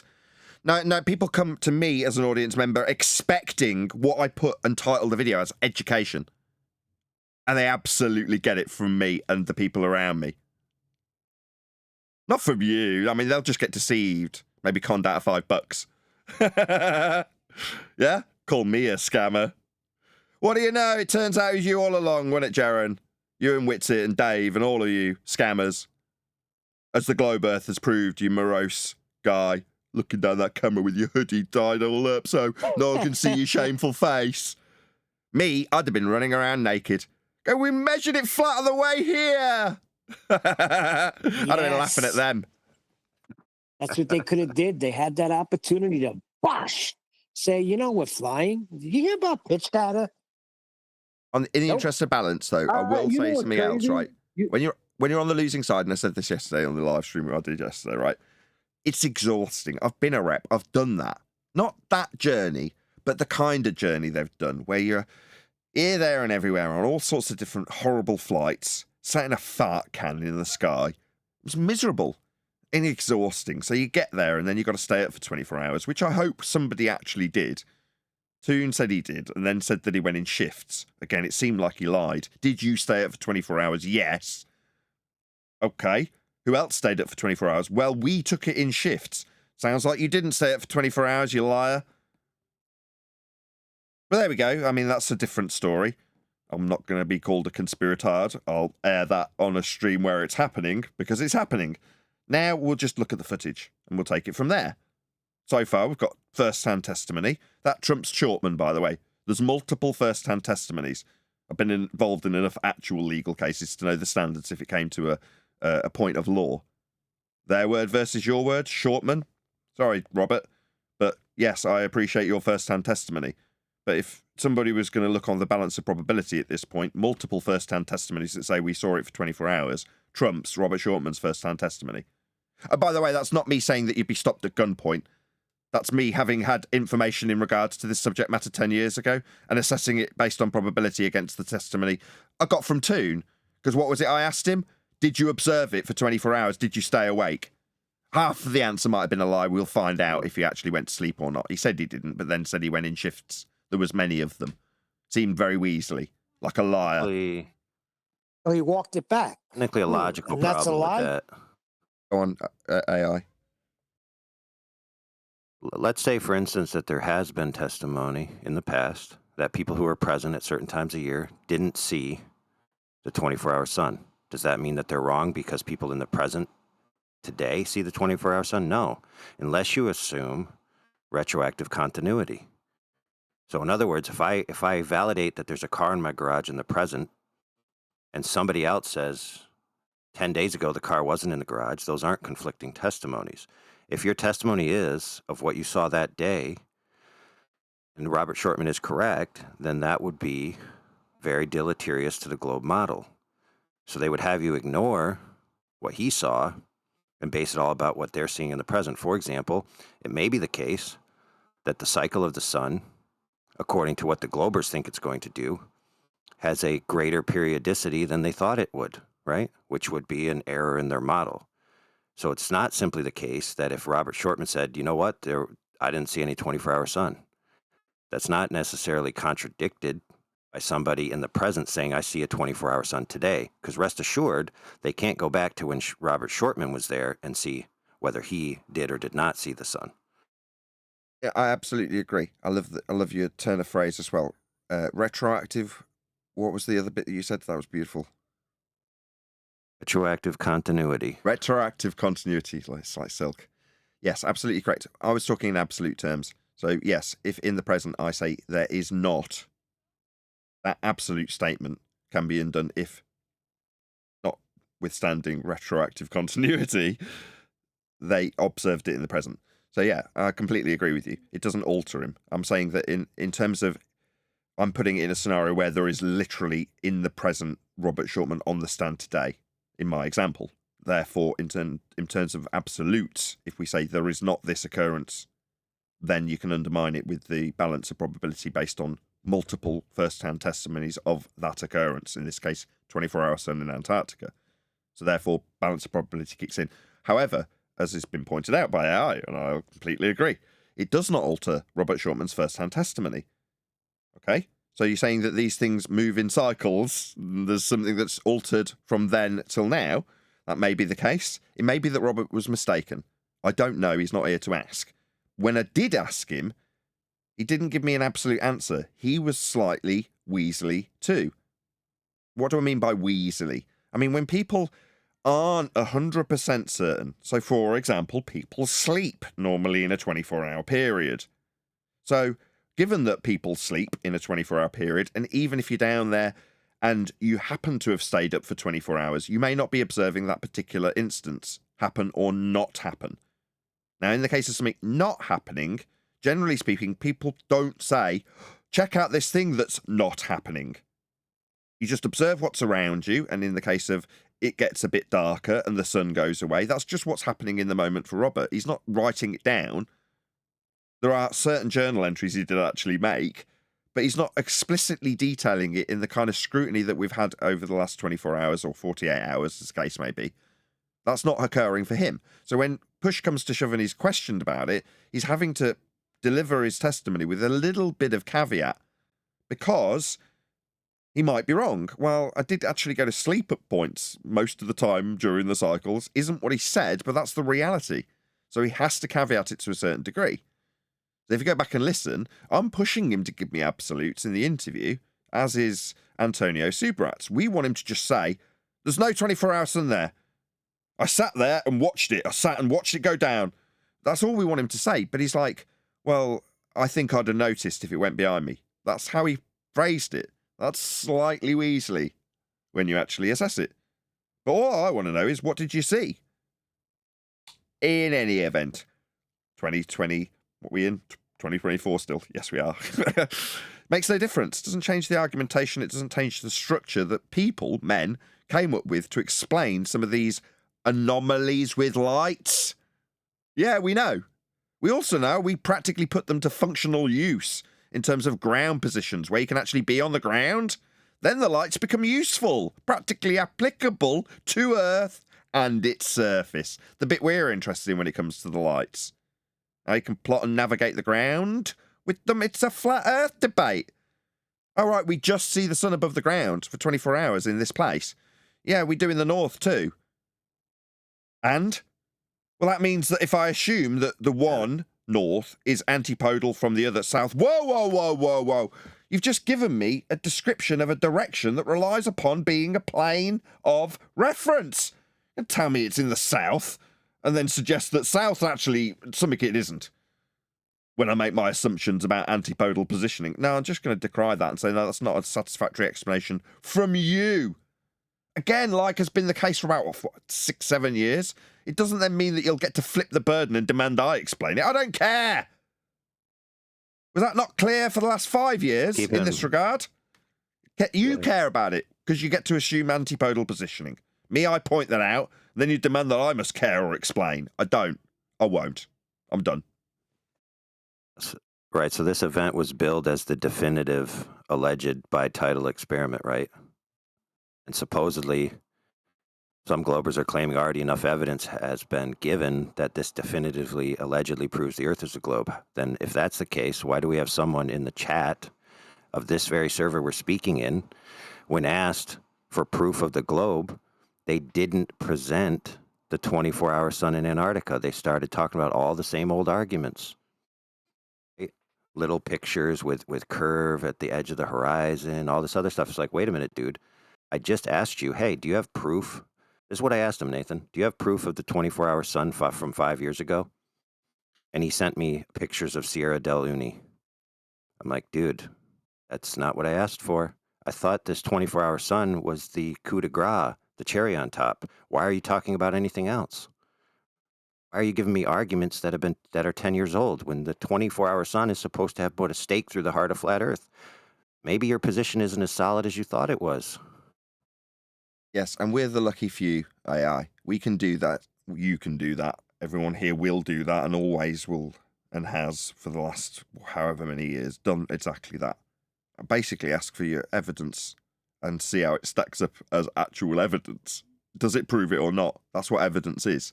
Oh, it isn't. It wasn't evidence to begin with then. Same applies here. Well, again, you've got so many people out there that will be purged from this, that will have their arguments thwarted when somebody comes along and says there's a 24-hour sun in Antarctica, because they won't stack it up as a claim. They won't put it into a logical consistency. They'll just say that. Doesn't the 24-hour, if the people who are uncertain on the globe side this is now, not anti-flatties but globe believers, doesn't the flat Earth fail because there's a 24-hour sun in Antarctica, full stop, says globe believer. No. You tell me how that proves we're on a globe, if you're suggesting that it does, because I'm not making any claims about it. as a flat earther. Oh, you absolutely are. You have this map. Look, I've even got a flat earth app. It's called the Sun, Moon and Zodiac Clock app. It's by a guy called Dave Weiss. It's right there on the thumbnail. I paid $5 for it. You telling me I need to get my money back? Excuse me. Well, Yeah, Sorry, I was just going to say, Had a shouldn't there be a broadcast last live night. stream that they've had set up, like since they landed? Do they not have that?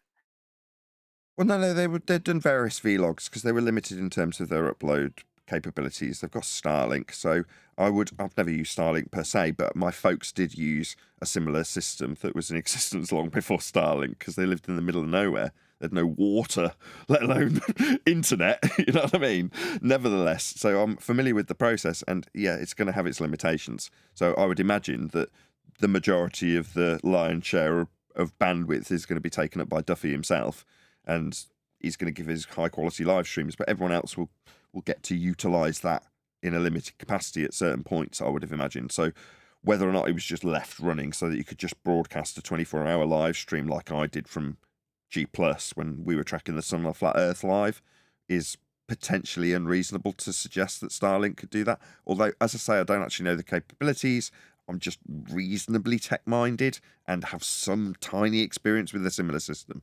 So, yeah, I don't think it's fair to say even today that it would be a reasonable ask to say, look, you guys went to Antarctica. Why didn't one of you just get a power source, plug it into a phone, and stream via Google Plus for 24 hours holding the camera?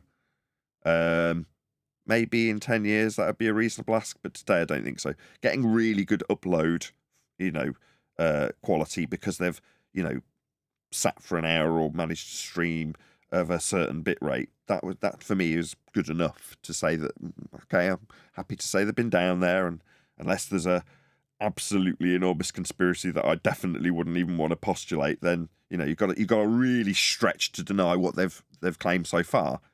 Now, the things that they've suggested so far are still not hearsay, but first-hand testimony as opposed to evidence in a video format. But still, I'm satisfied. If people aren't, because I've heard that too. People say that they were in Australia and things. You're like, what? Where are you getting this from? Cope. I thought there'd be a lot Just more a of point it. of note, though. Well, did you know that, sorry, real quick, I was looking up temperatures yesterday because, they got their shirts off, and I'm like, white people are crazy, but shirts off in Antarctica, damn, son. No, that's normal. You got the normal, perfectly normal. Robert Shortman's testimony, again, having spent 18 months down there, he was like, nah, it was perfectly reasonable for you to go out in a t-shirt. He talked about one day where he got it wrong because he was a plumber and controlling the heating of all the different sites that were doing all the research down there. And he was like, I like it quite warm. So he turned up the heat, and in one instance, there was dormant bugs that had been living in the crates that all the stuff was stored on, and because the temperature went up a bit too much, they came out of hibernation and suddenly all these insects there flying around because he's heated it up too much. But he said, yeah, he said more often, not often, but on more than one occasion, he'd been out and he'd be in a t-shirt in a similar sort of setting that they were in. From what I understand, it was like 10 degrees centigrade there. So, my late brother-in-law used to say that he could drive his convertible car if it was 10C or above. He could put the top down and it would be comfortable to drive an open-top car in 10C, just to give you an idea. That was like the minimum, though. Yeah. That would be as cold as he would open the top on. So you think, well, okay, it doesn't matter where you are, 10C is 10C. Now, there's a perception of cold because you're standing presumably on stuff that's white and cold. So you're going to go, all right, well, I should really have a jumper on. But in reality, there's been autumn days that I've gone out and got it wrong because it looked lovely, and then you go out and it's about 10C, and you're like, well, I'm a bit chilly in my t-shirt, but you survive. 150 people watching, please share the show. 151. Yeah, I totally get that. I'm not trying to insinuate that, are they really in Antarctica? I just found out something new, that sometimes it's negative 16, and sometimes it's just, I don't know, 13 degrees. And I was like, oh, wow. In Antarctica, didn't know that it could be, negative 20, and then like across the street, it's 20 degrees. Oh, okay. That's what I find interesting. Yeah, That's like in the desert too. So, for example, I was in a desert and it was 135 degrees during the day, and then I had to be absolutely bundled up at night. Especially Afghanistan, yeah. It depends on the topography as well. You know, you've got to take into account that if you're in like a valley or something, then it's all well and good hiking through the valley with the sun on your back. You're going to swelter, but then suddenly when it gets cold, all that cold air sort of falls into the valley because it's got nowhere else to go. Yeah. You're sat in that little valley and you're suddenly finding that all of the cold air from above you is piling on you overnight. No, the sun is Well, yeah, hot, no, and the moon. wait. The sun is hot, and the moon is an air conditioner. One more rebuttal. One final rebuttal to this point, because you guys, you made excellent points. I'm just trying to elucidate. It isn't a nighttime, daytime thing. At the same time, right now, there are different points in Antarctica that have that vast of a difference in temperature at the same time. And So maybe what you said about valleys and you having the cold of the night come hover over you. I understand all that. I just didn't know it could be that much colder at the same time in generally the same location.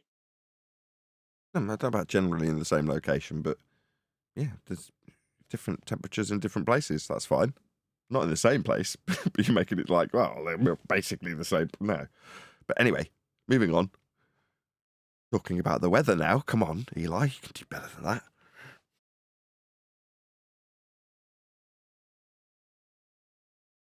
Well, very little cope. I thought there'd be a whole bunch of flat earthers that needed cope. Yeah. Just trying to keep the Good. I mean, we got copium alive. We got Globers in the chat giving 7 to 8 year old arguments when, supposedly the sun thing's supposed to have proved it. We're talking about, they don't even have the ability to 24-hour live stream the sun. They've supposedly done that in the past, which they didn't. All the videos that they produced of the alleged 24-hour sun in the past were cut, or some of them even falsified. So, I mean, God forbid if somebody didn't trust that there was or wasn't a 24-hour sun, especially when there's conflicting testimony from different people. I mean, I don't know what the Globers are thinking, but this is kind of a nothing burger. I mean, you guys all may need to cope, but, the people who knew what's what from the beginning aren't really coping that hard. Yeah, it's because up until now, if you get into a flat earth rhetoric and then on your journey you're onto the azimuthal equidistant projection and ice walls and domes and all that kind of garbage we call the feast of nonsense, there's then this necessity to explain the 24-hour sun in Antarctica because it doesn't comport with your version of what a flat earth is. So suddenly it stops about Earth being flat and starts being about explanations of the cosmology with respect to the ground. You're like, okay, now that's fine if you've got a practical use for doing so. But if it is only to affirm that Earth's flat, it's like, surely you'd look at the ground and whether or not it's flat, if you're going to say it's flat. But that's not what you're suddenly doing in the Feast of Nonsense rhetoric that they take you along when you first get here. So then you're into, well, I need to now have an answer for why the sun does something. You're like, well, you've already stepped off the path then, haven't you? And so that continues to the point where, well, right, we've got you so far off the real path of flat Earth now that everything you believe in can be summed up in a discussion about your whole worldview and then described as a lie. The same lie that Toon tried to ascribe to me. What are you talking about? I don't have some consequential part of my argument wrapped around Antarctica. I always understood it was the case that the globe Earth belief, if you want to call it that, prior to the Antarctic expedition yesterday, or 48 hours ago, however long it is now, lose track. But prior to that, that was always the rhetoric. So did that change my position? I knew that was the rhetoric. I just didn't spend my time going, look, they've got edits in the footage. Now, a lot of flat earthers were led to need to do that when they ascribed their worth to the azimuthal equidistant projection. Me, I didn't, so I didn't see any need to defend anything about Antarctica. In fact, quite the opposite. I'm like, Antarctic ice wall, prove it. Oh, Nathan, why'd you have to say that? The sun would melt out a puddle. I don't have to say anything. Why are you telling it me, flat earther? The amount of friends you lose over this. Like, well, I want to believe that the sun melted us out as a puddle. Well, you can believe that, but I don't want to believe anything now. Just prove that's the case if you're going to claim it. And don't moan at me when I challenge you because you can't prove it. And then show me a map that's a globe projection and say, well, look, if you imagine the world like this, why? Don't want to bloody Imagineer anything. Stupid flat earthers. Well, I can say that with confidence. Am I worried that I'm going to lose my audience? Nah. They've already buggered off because they've already been poisoned against me anyway for different reasons. So who cares? I can call them stupid. None of them are here. If you're here, you've already figured out Earth's flat and you already know, because you're not finding me because you've been advertised by YouTube. Let's be honest. And you're certainly not here because a fellow flat earther's going to be telling you I'm a good channel. But if you have found your way here, it's because my audience members shared the show with you. So please share the show if you haven't done so already. That's the only reason I've got 150 people watching. People who want to know Earth's flat. Hey, listen to this. They don't understand. Well, you brought up maps, so the internet is made up of fiber optic cables below the sea and what are mapped and documented on a globe so we can repair them when needed. He really thinks that they're all mapped out on a globe. Oh, what a fool. Where'd you get them measurements from? Neil, you know what the worst part is? If they send out a repair ship, according to that logic, if they get repaired, therefore the Earth is a globe. That's basically what he's saying. So if internet cables, then globe, yeah, fine. So we'll have to send out a ship to repair them. And what's the ship going to navigate its way to that position with?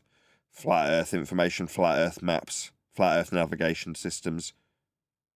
Okay, so we're definitely only going to be referencing Earth as a flat plane when we navigate to get to this position on what you think is a globe. Definitely not.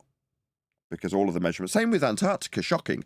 Maybe there's people in the 150 people of the audience that want to know what about this Antarctica thing then?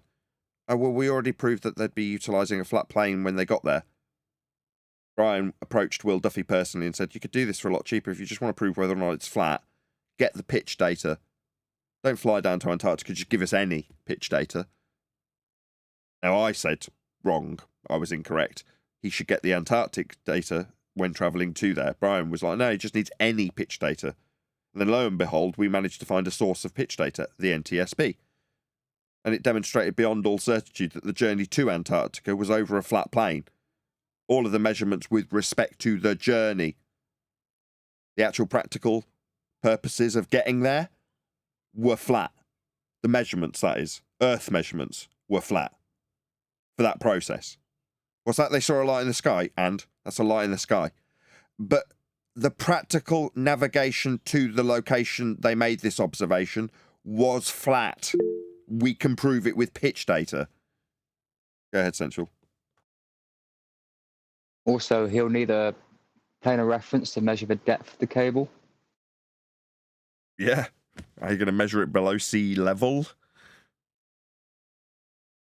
Over the next couple of days, we should really do housekeeping. There's going to be new people that come.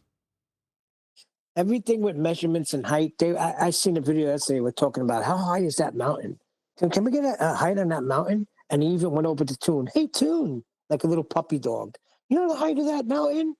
Jeez, do you not realize what you're saying? It drives me crazy. Did he give him a linear distance measurement? You need a flat Earth for that too. And yeah, Nathan, you're right on point. There is going to be new people. We've already seen it over the past 24 hours. We've had a huge influx into politics and religion. Miggy did a stream last night on X Spaces where Indio basically is asking the Globers to come and bring their syllogism with proved premises that the 24-hour sun proves or disproves anything. And it ended up being quite juicy. It runs from about midnight to 6, 7 a.m. in the morning, EST. Flatside was supposed to attend tonight, but he ended up having to go on the road. But yeah, if it ever's out there, you guys can always show up. Miggy will have you come on the panel. And there's a whole new avenue of Globers there. I know last weekend and the week before that, 2 weekends ago, we got thousands of views on one of the episodes. So they're going to be coming talking about the Flat Earth specifically in regards to TFE, because that's who we're linking to. And we're putting all our sub-directions in there to other channels that are talking about it. Perfect. Lots of big channels have chimed in on it. Perfect. Right, this is where last time this came up, it caused division, in our own ranks, because it was using Witsit as an example. I got it in the neck. You certainly got it in the neck. In any event, right, in this instance, can one of my YouTube moderators drop a link to the 24/7 Flat Earth? Correct? Did I say that right? 24/7 Flat Earth Discord, correct? Correct. Yeah, I've got the title right. Please can one of my moderators drop a link to that Discord server so that people can reference or find their way to that server for that event.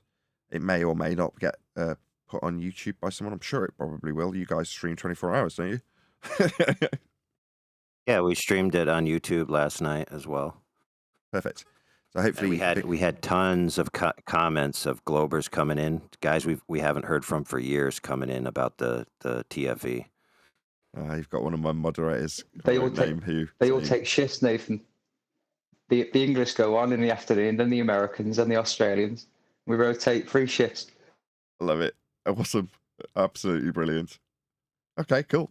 Yeah, so if you're awake or available during that time and you want to be involved in the conversation, either to ask questions or to make points or to watch Globers cope and cry, come on over. But yes, this is absolutely... But for your timing, this would be a lot better point last time, AI. This is the moment, you're right? This is the opportunity that was trying to be described with Tim Pool, is it, last time? But in this instance, this is that opportunity. This is where you make all of the... Start trying to sound smart and talking about Japanese or whatever, and opportunity and crisis being the same thing. Well, yeah, there's a lot of truth to that in this regard, which is to say that where there's lots of people that might be despondent as a result of an inconsequential observation of the sun, point them in the direction of good information. And there's a push from within this particular community to cross-pollinate, because all of us, what we call the good guys, we also fall out internally, if you're new here, but the point is that we want to cross-pollinate all of our own platforms. Now, for the last couple of years, I've been suggesting that people go to our opponents' platforms and tell them I sent you as a way of doing exactly that. But in this particular time, we've got an opportunity internally to cross-pollinate and share all of the good, if you will, platforms amongst ourselves. So as I've now got a more broad audience than I typically have, 165 people watching is, about 50-60% more than I'd normally have. I normally have 100, 110 people. There's obviously new people here. Great. Not just with the YouTube hat on. Obviously, as a YouTuber, I want more people. But from a flat Earth perspective, with my flat Earth hat on, this is a great opportunity. You can meander your way to people that are telling you in no uncertain terms why Earth is flat, so that you don't have to retain a belief. And there's plenty of people debating it. Now, they're the people who are confronted with the anti-flat earthers and having to overcome the many years of learned arguments with respect to their globe positions. Now, for the last 10 years in the public's eye, they've got the numpties of flat earth that tell them that we're on an azimuthal equidistant projection, and imagine we've got a dome, and imagine the sun does this over it, and buy my app. And that kind of crap will hopefully fizzle out. But there has to be a push to keep the decent information in the mind's eye of the audience that remains. So hopefully, certainly by my numbers today and yesterday, that looks like it's been of benefit to me. Happy days. On the other hand, I could have called that just based on numbers completely wrong. And there's loads of Globers in the audience going, I want to come along and tell Nathan how wrong he was. Oh, well, I mean, if that is the case, I might be wrong about this too. Feel free. There's a link below this video. You can join the Discord server and you can tell me just how much globe copium you got out of that 24-hour Antarctic observation. You can tell me how wrong, and we'll debate the subject. It's what we're here for. The perceived debate that exists. And for those of you in the know, Absolutely. Perceived because it's measured flat. There's no getting around it. Go ahead. And like when you go to any of these platforms, if you leave comments and you leave them on comments that have hashtags, or you leave them on comments that are segued to other videos, that creates threading where people can track down a thread and get to certain information. So, for example, this is just an example. We had Andrew Wilson. You may know him. He's a debater. He's a Christian apologist, but he also goes on to that show the whatever podcasts talk about social issues. So he commented on the TFE hashtags. And because of that, there's a reverse segue going with messages from our publications that we've been proffering on that platform that will eventually make their way to people who are of his subscriber base. The way sometimes that X works, if one of the people go to a live, it actually notifies everyone else who's segued to them, unless they've turned it off, that that person's being presently engaged with a Flat Earth live specifically about the final experiment. Now, if that's the case and then people start being interested and they're like, okay, Flat Earth, I've never really thought about it before. I've never really done good content, which, by the way, what Andrew Wilson admitted, he admitted, I've never really studied the arguments. Now, keep in mind, Andrew Wilson is a logician. That's his primary purpose for apologetics for his views. So he said he never studied the argument, but according to his idea, I've never seen a model, quote unquote, of a flat Earth that could explain a 24-hour sun. So obviously this guy might research it and he might come, well, these models are straw man, whatever. And then people might be interested and say, okay, I'm going to trace down these hashtag links and I'm going to find my way to a community that could actually answer these questions. And that is why when you saturate the community with cross-pollinated links, even if it's to content that you don't necessarily agree with, it will ultimately bring people back to the content that you actually want to be proffered. And the more of those links you have, the more opportunities for that to happen you have. Perfect. Quick shout out to Sofar, who says, it would be hilarious if Antarctica only made it as a single note in your new book, considering all of the emphasis the Glurfs are placing on it. Well, we are editing the book. There's no reason why it shouldn't make it into the book. Maybe it will just get one remark or one sentence, as you suggest. Thank you very much indeed for the super chat so far. Now, if you are watching this on either Nathan Oakley 1980 or Nathan Oakley premiering streams, then stay tuned, as there will be an after show to follow. And the fact that planes fly over straight, level, horizontal flight, not once did they take up the opportunity to make them look silly, because they don't pay attention. They're busy chasing other things.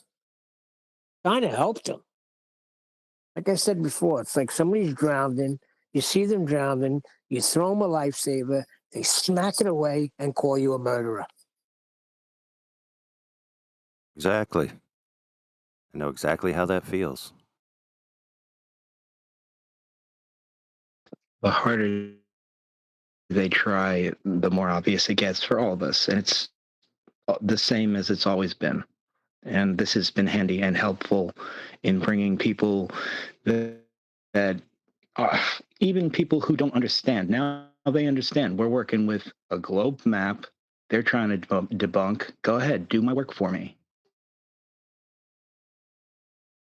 There's another thing that's going to come out of this, which is there's going to be people on both sides who have like a chance to reset their thoughts about the paradigm.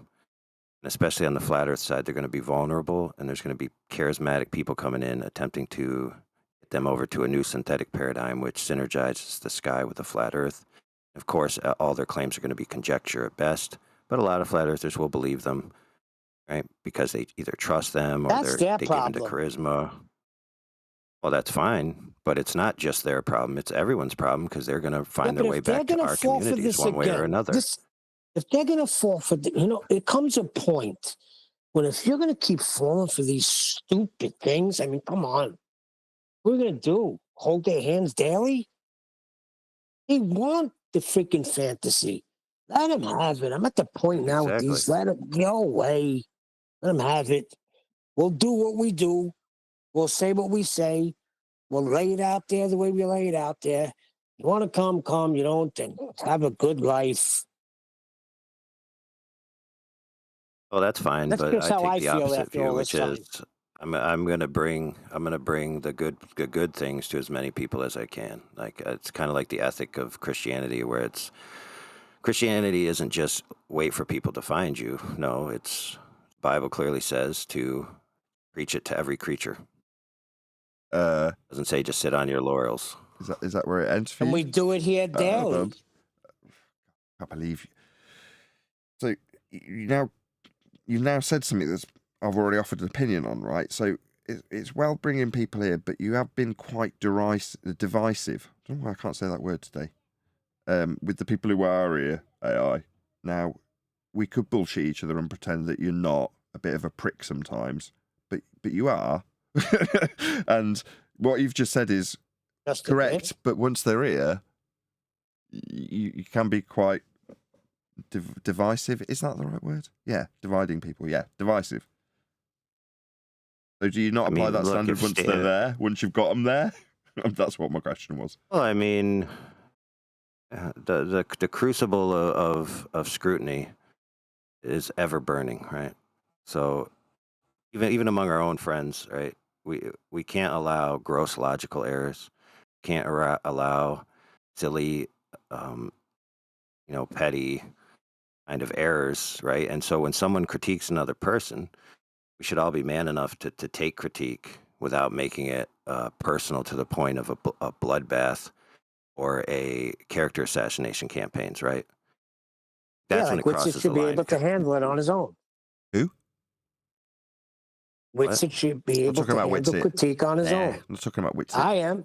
Well, you might be. I'm not talking about Whitsitt. Yeah. So I mean, I had a goal with the debate on Tim Pool to get as many segues as possible on there. Many people heeded to what I had to say and did so, and some people didn't, and that's fine. That's their decision. However, in all of that, there was never an attempt, nor was there ever an assertion to put forth Whitsitt's arguments. It was always to take advantage of the opportunities of segues by being present where those segues exist, to put forth good arguments or critique bad arguments. Now, it was characterized, wrongfully so, that I was attempting to tell people to put up Whitsitt or to proffer Whitsitt's arguments. That never happened. No, it wasn't. Nobody ever said that. Neil, Neil. I want to hear the word. I know that's what you think, but I have it on recording numerous accounts of people accusing me of encouraging people to proffer Whitsitt's arguments. And keep going. I want to talk about what happened yesterday in freaking Antarctica, if they even were there. Okay, that's fine, Neil. I'm not keeping it going. Okay, there are people still at present that are actively accusing me and attempting to pulverize me with accusations. Okay, so I am constantly in a defensive position. Neil, you're antagonizing him. You've hijacked my moan, which is to say, a bit of introspection is all that's required. Neil, now you're rumpusing me. All I've said is, I haven't even said it in these terms, but a bit of introspection wouldn't be bad when you're saying, oh, well, it's holier than thou to bring people somewhere in this example. I'm like, okay, but once they're here, AI, unless he's going to say, no, I haven't, does antagonize people in terms of how he deals with their criticism, not the criticism itself, which is admittedly what he's now focused on. Sorry to talk in the third person. I'm somehow talking to Neil now, AI. This is just how it goes sometimes. However, Neil, he immediately was like, in terms of what he hinted at, was a bit of introspection on his own part, which was enough to shut me up. But now it's back into the debate about whether Whitsitt was a worthy share when it comes to the cross-pollination. I'd nicely hinted at the end of the live show. Well, no, I don't want to get back into that discussion. But I do, in essence, want to mark AI's card when he's being a bit holier than thou about bringing people here. So, okay, that's great. But when they're here, sometimes bite your tongue because you can cause a lot of issues. He's caused hours and hours and hours and hours and hours of material, and it's great that you get to assess it, AI, but, still, it's hours of crap material with issues discussing whether or not what's happened with AI is good, bad, or indifferent. Now, without giving too much focus, because I'm deliberately being vague, so I don't have to bring it up in terms of the context again. I don't care. But, yeah, fine.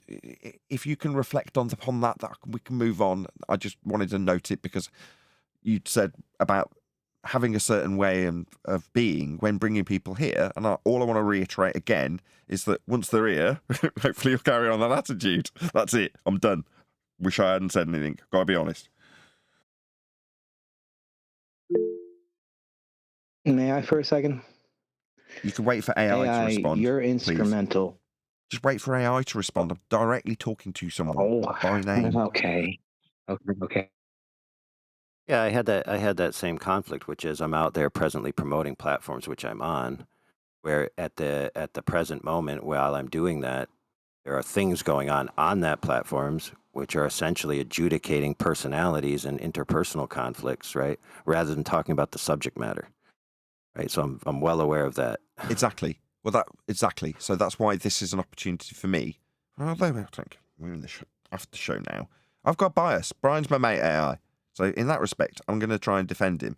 So when we're doing live shows and discussing subject matters like the cross-pollination of a seemingly Ethereum detrimental flat Earth proponent that we're maybe or maybe not going to promote in terms of our comment use, and how Brian's perception of that. Let's stop being specific now because I don't want to get back into that either.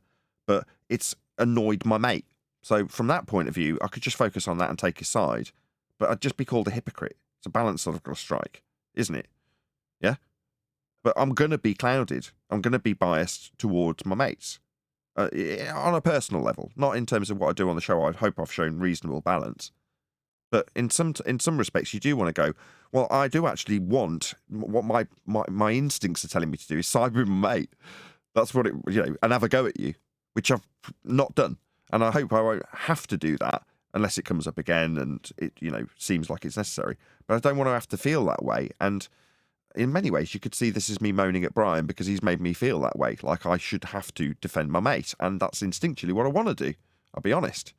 It's fighting my every fibre to not do that in some instances. So just to put it back onto a personal level, now that Brian's got so much of a hump, he doesn't even want to talk to me anymore.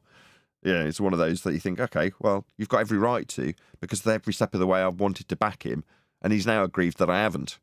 And you can say, well, totally get it. That's not a very matey thing to be, and I'm put in a position sometimes on the show where that's how it has to be for me to maintain my integrity on the show. And that can be detrimental to friendships for me. So you're aware how you've behaved has essentially potentially cost me a mate, and that doesn't necessarily affect you or the argument. That's why after you saying, well, let's not bring it to a personal level. But it is. And that's when, and it's the only reason I'm bringing it up, it's when it actually hurts.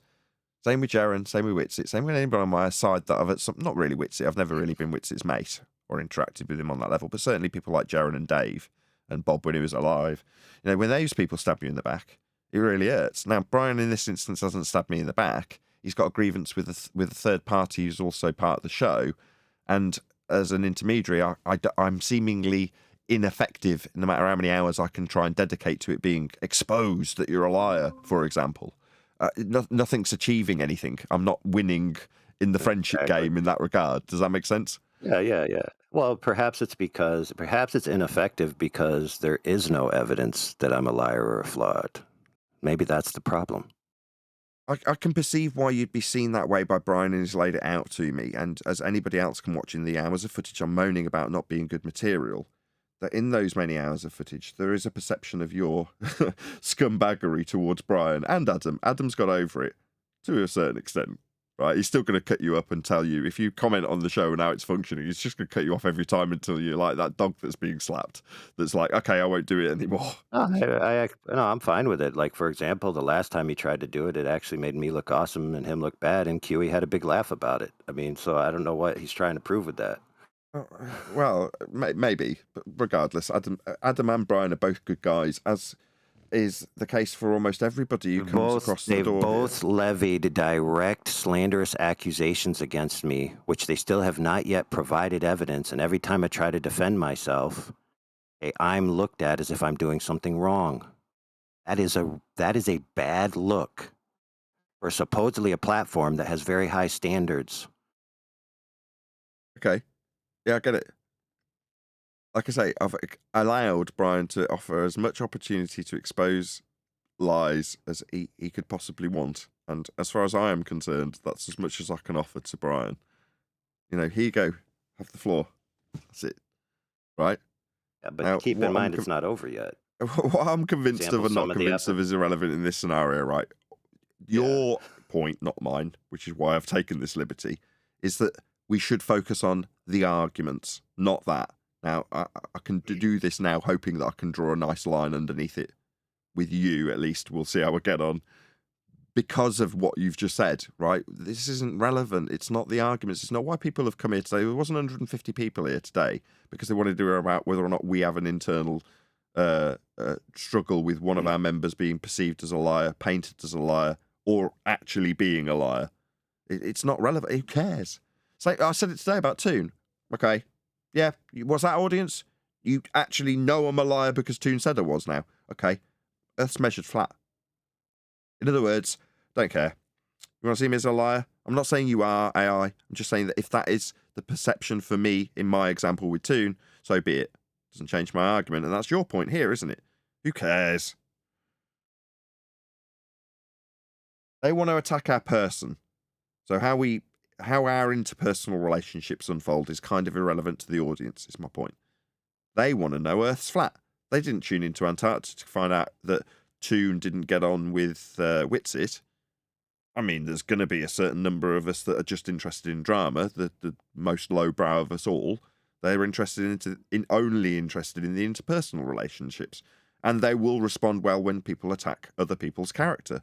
In other words, the guys that you suggested in the live show, when Toon comes along and calls me a liar, they'll go, ha ha! He got to call him it.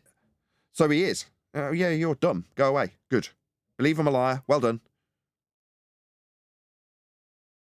Meanwhile, Earth's measured flat. Yeah, and that's I'm done. That's fair, but transversely, if we're making these appraisals about the globe side and the fingers, right? When you point a finger, 4 point back, right? So those same appraisals are happening within our own community, right? Yeah, absolutely. Right, and so there comes a time where everybody has to realize that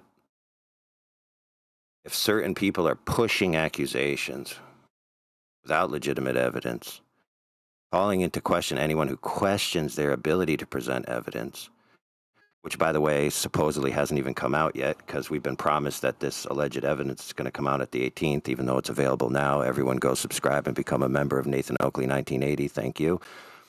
You can get all the information today. It's been prolonged.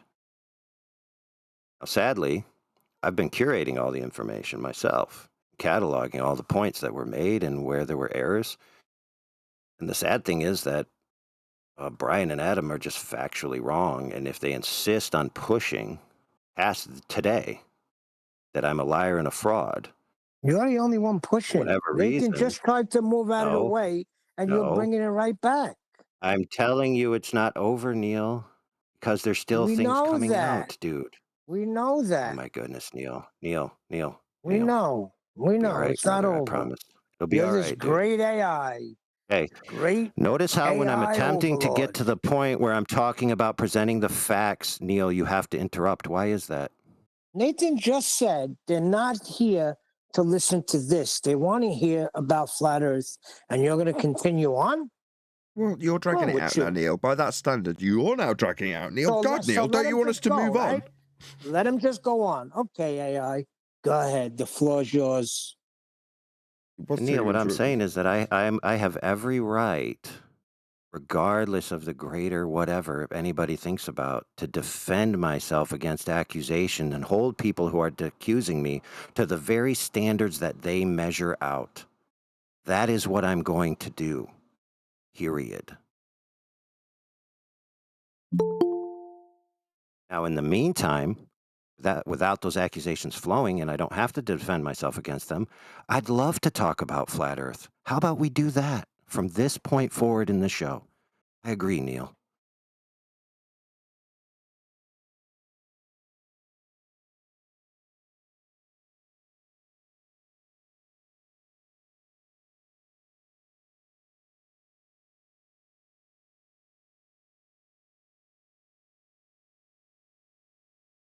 Brian, come back. You can blame it all on me. I was wrong. Don't do that, Adam. Don't do that. Don't do that. Has nothing to do. Brian leaving has nothing to do with AI at this point. Nothing at all.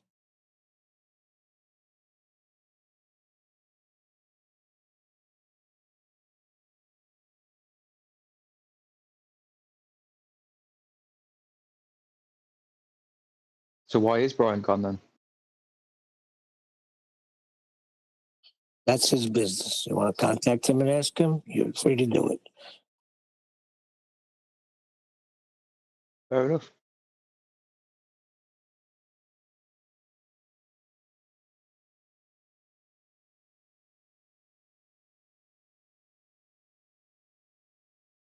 Going for a kind of Home Alone motif in my thumbnail for today. See if I can pull it off. Like, you know, when he's got his hands on his head and he's like, oh no. Was it Tune? Hmm? Is it Tune? Is what tune? Series on your mind. Who's holding his hands? You know, holding No, his face. me. Oh, you'll see. I'll it'll take me another 5 minutes to produce this thumbnail. And by the time I'm done, I'm hoping it'll kind of look a bit like Home Alone with me doing the, you know, hand on head thing, and then you've got an Antarctic background. Anybody see Red One yet? No, what's that? It's a really good movie about it's a Christmas movie about how they pretty much kidnapped Santa Claus. It's really good.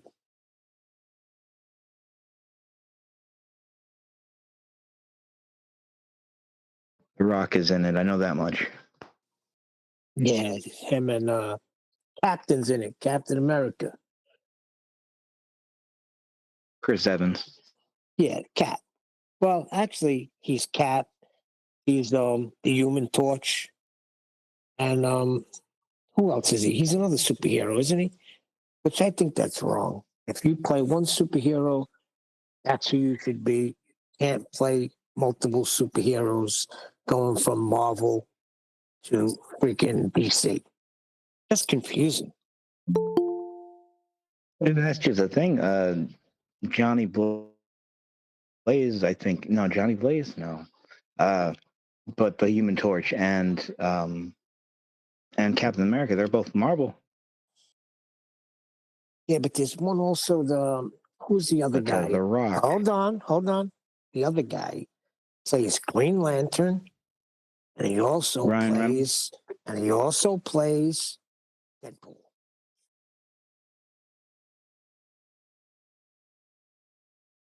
Cross as DC and Marvel.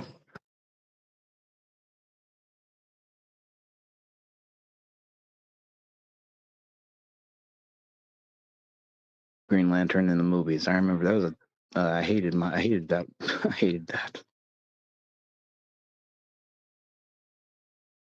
I interrupt this with a very important health announcement. We have a Glober on the panel who may or may not need medical attention for his butthurt about the 24-hour sun not affecting people who understand that the Earth and the sun aren't synergized to where one informs the structure of the other. So, Mr. Off the Richter, you've been begging to be unmuted, yet you didn't unmute your mic to talk, so why be unmuted? Aren't you here to tell us all about how the 24-hour sun proves or disproves something? No, I just wanted to be unmuted while there was a bunch of people on because we're ready to believe you. And you're not usually on when I am, so I just wanted to be unmuted. I didn't have anything to say right now. Thank you for unmuting me. No worries. You're not in need of copium then. I think they're shipping it all to you guys, aren't they, with the latest results? Say that again? Why? No, the copium's all sold out here. Apparently they're sending it all to you guys. For what? We know Earth's measured flat. Did you know that? Oh, I'm just going to bask in the, no one's allowed to go to Antarctica. That was wrong.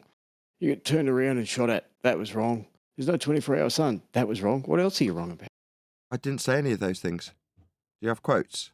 Yeah, I've seen the videos. Anyway, I'm going to go. Thanks very much for having me. Are you going to run like the guy you got this from? Are you literally going to run away like Toon did when he put the same lies to me? Because you put the same lies Toon put to me. I didn't say any of those things. You're just going to lie about me. I've seen videos of you. But which video did I say those things in? Anyway, Take care. So you've got to lie to Glurf. So I ask him if he knows Earth's measured flat, and he quotes a load of lies from McToon about things I haven't said. I ask him where the videos with the things he said, and the conclusion is you're a liar. You're a lying Glurf scumbag who doesn't know Earth's measured flat. That's completely untrue. I posted a video over here the other day when I confronted you about it. So which video do I say that men will shoot you? Which video do I say that in? No, you said people were turned around at gunpoint. Which video do I say that in? Oh, it could take me a while to find it. And I'm not doing it now. But I'll post it in here if you want me to. I'll get around to it tomorrow. But you did say there's no 24-hour sun in Antarctica. I said there's no 24-hour sun in Antarctica. Where did I say that? I posted it somewhere in here the other day when I confronted you about it, and you said that you never said it. You did. You said it. It's on the video. Okay. But you know, I got to go to bed. Okay. Sorry, Okay. we're not going to discuss this. So I've said there's a 24-hour sun in Antarctica. According to you, we've not had it demonstrated yet. You say you've already demonstrated it. Okay. Well, I've not had it quoted back to me. Obviously, we'll look at it and get the context if you do. Meanwhile, I asked you a question. Did you know Earth's measured flat? No, it's not me. I didn't hear your answer. Do you know Earth is measured flat? No, Earth is not measured flat. Oh, right. Untrue. How is it measured? With the curve. Right, do you want to detail it a bit more than with the curve? Because that doesn't mean anything. I mean, if I detail how Earth's measured flat, I'll give you some examples, but you're saying it isn't.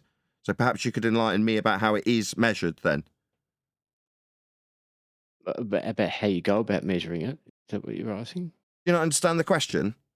I've asked you if you know Earth's measured flat. You've said it isn't, so I would assume you understand what you've denied. You've told me it isn't measured flat. Oh, right. I ask you, how is it measured? Is it just you talking like Toon needed to? Like that little Glurf bitch that was asked how Earth was measured and just told me that I lied about somehow being turned away at gunpoint. All right, okay. Meanwhile, the measurements of Earth that you said weren't flat. I've asked you 3 times how Earth's measured, and you're still talking while I'm asking it you. You need clarity. Earth, you know what that is? Yeah. You know what a measurement is? Yeah, Do you know what a measurement is, son? You needed clarity. I'm giving it you. You called me a liar. Now I'm telling you. No, I've not been proven wrong about anything. Now we're talking about measurements of Earth, because I'm a flat earther. So you say not flat. What are your measurements then? Is it just your laughter in the face of defeat? There's a number of ways that you can make observations to prove that it's curved. Did you hear observations when I said measurements? Well, maybe you're deaf and dumb and stupid like Toon. You said measurements, son. Let's try that for a 4th time, because you're obviously stupid. You're a Glurf. You don't listen very well. Do you have Earth measurements then, given that you've denied the flat ones that I say are Earth measurements? You said they weren't. What are your measurements then? Are measurements now going to become observations of the sun, perchance? No, measurements, son. No. Try again. Do I need to give you a 5th time? We're calculating how much of a ship is... So calculations now. It seems like you're deaf. Deaf, are we? Do you think calculations is what I asked for? I asked you if you understood what measurements were, and you said yes. Is this your argument? Are you stuttering? Is this My argument that Earth's measured flat? Yes, son. Earth's measured flat. That's correct. That's not an argument, though. That's a statement of fact. No, it's not. Oh, right. Do you want to show me how Earth's measured, then? 5th time. No, why don't you show me how it's 5th time. Maybe if you rumpus me, maybe if you don't stop talking in deliverance of the 5th attempt to get your measurements. Maybe just keep talking. Maybe this is you winning with Earth measurements, son. No, it isn't. Hey, you show me how it's measured flat. You made the claim. Show us. Oh, no worries. I'll give you an example from a guy called McToon. He had this challenge. Yeah, show us. Maybe if you keep talking, maybe this is you winning like Toon won. Is this you winning like Toon won? Maybe tell me not to mute you. Like Toon did. Maybe this is you winning like Toon did. Same arguments, Toon had. I'm giving you measurements. You asked me for them. I'm giving you Toon's measurements of a flat Earth in his 10K challenge. He took elevation angle measurements to stars, which are only acquirable from a flat Earth. Why are you looking? Why is it that you're talking before the end of my statement about how Earth's measured? Is this you winning, Glurf? Is this your son win? Is this your son win? Absolutely. Why are you looking at the stars? Why are you asking me something? I wasn't. Toon was. Are you deaf? Are you deaf? Are you deaf? That's your proof. Are you deaf? proof. Did I look at anything, or So did I they're make not your an proof. explicit? You're using Are somebody you else's deaf, measurement. sir? You're just talking while You're I'm using talking. someone You else's think it'll win? measurements. You think this is your win, son? Take Talking care while of I'm it. talking. This is I very asked if funny, you were deaf because Nathan. you hadn't understood or listened. Now you're talking. Obviously retarded. Can't listen. I have to go. You have to run like a bitch like Toon. I'll make my example to with go to- Toon's measurements again then, because you seem to All right. challenge me about 99. my... Oh, keep No. talking. I thought you were going and running like a coward. It seems you're still talking rather than running like Toon the coward when it comes to the Earth measurements Toon made. And I was giving you from Toon. You then told me about what I would be doing with the stars. Glurf moron. You gotta run, bitch. Gotta run. So Toon's measurements, did you want to challenge Toon's measurements of the stars? Or have you run like a glurf bitch, same as Toon? Has he already run? Coward like Toon? Hello? Gone. Did he run?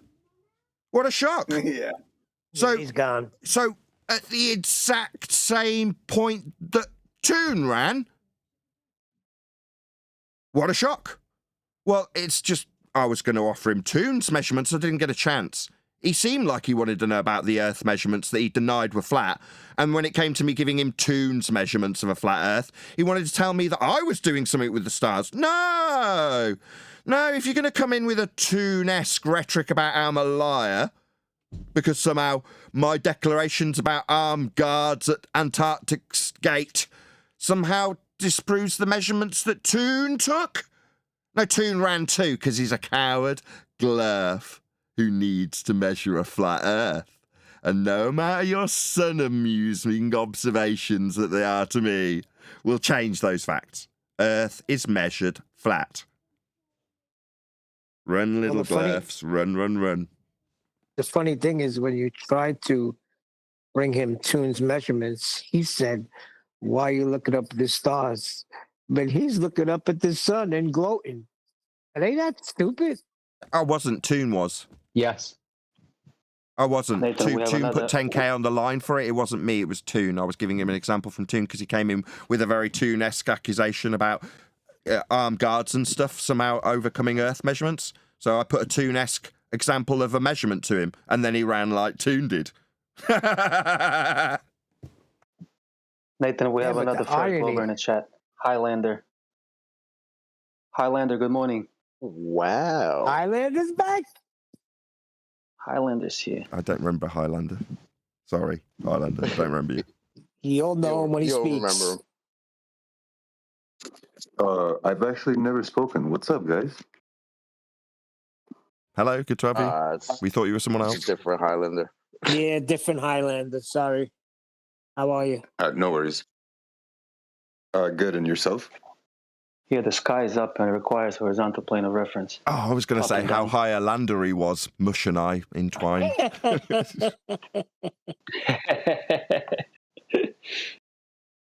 I just want to say thank you. I've been listening to you guys for a while. Even though I am a Glober, I like you guys' show. Well, it's not really this show you should thank. There's another show, and its producer and the person that's responsible for that show that needs the most credit. So, and I think everyone will agree if we all give it up for Betty Van Velsen, who is basically awesome. Hey, Betty. Betty's ace. I was joking. Gotta It's feel Quantum sorry for that Eraser, guy. ladies and gentlemen. Give it up for QE. QE. Yeah, he's Who's okay that? too. What do you want? Quantum Eraser's his name, Highlander. What do you want? What do you want? What do you want? What's Hey, up? chocolate. Yo. What's up, guys? Mention my name. What the hell you want? Giving you credit. Someone was saying you were awesome, Nathan's fantastic, and I'm like, I am, I know, but I have to offer a smidgy bit of credit to QE, just a little bit. Oh, well, you're welcome.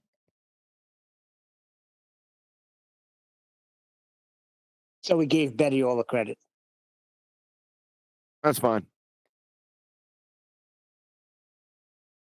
Mention my name.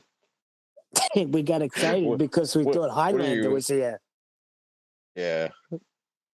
We got fooled. I heard Highlander, and I started snickering a little bit, and then I said I'd just wait to hear the voice, and he wasn't Highlander.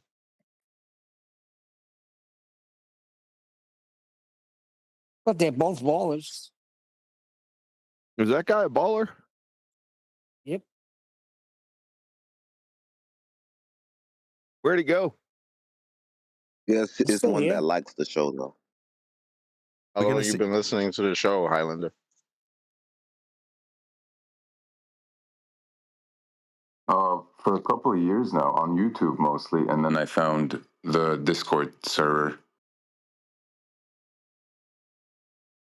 Very cool.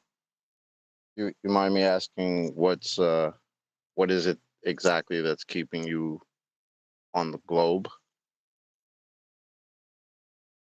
To be perfectly honest, I'm one of those who were just told that it's a globe, and I haven't really given it too much of a deep thought.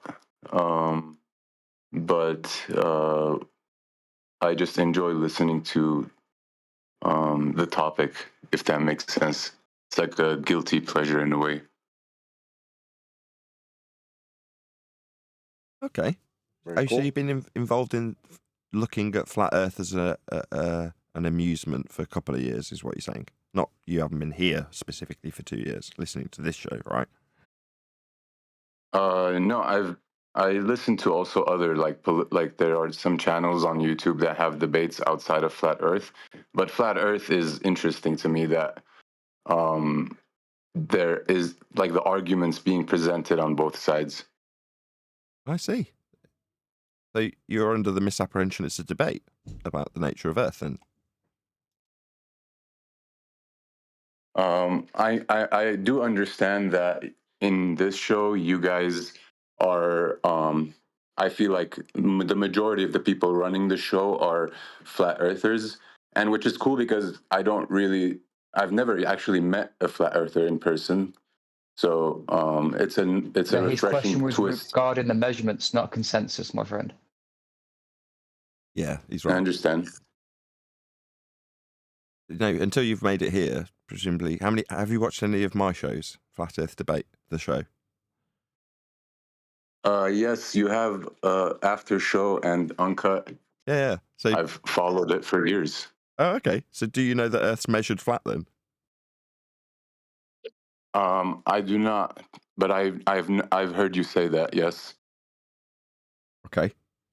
So the example that was just given, for example, were you aware of McToon's 10K challenge as he was here yesterday?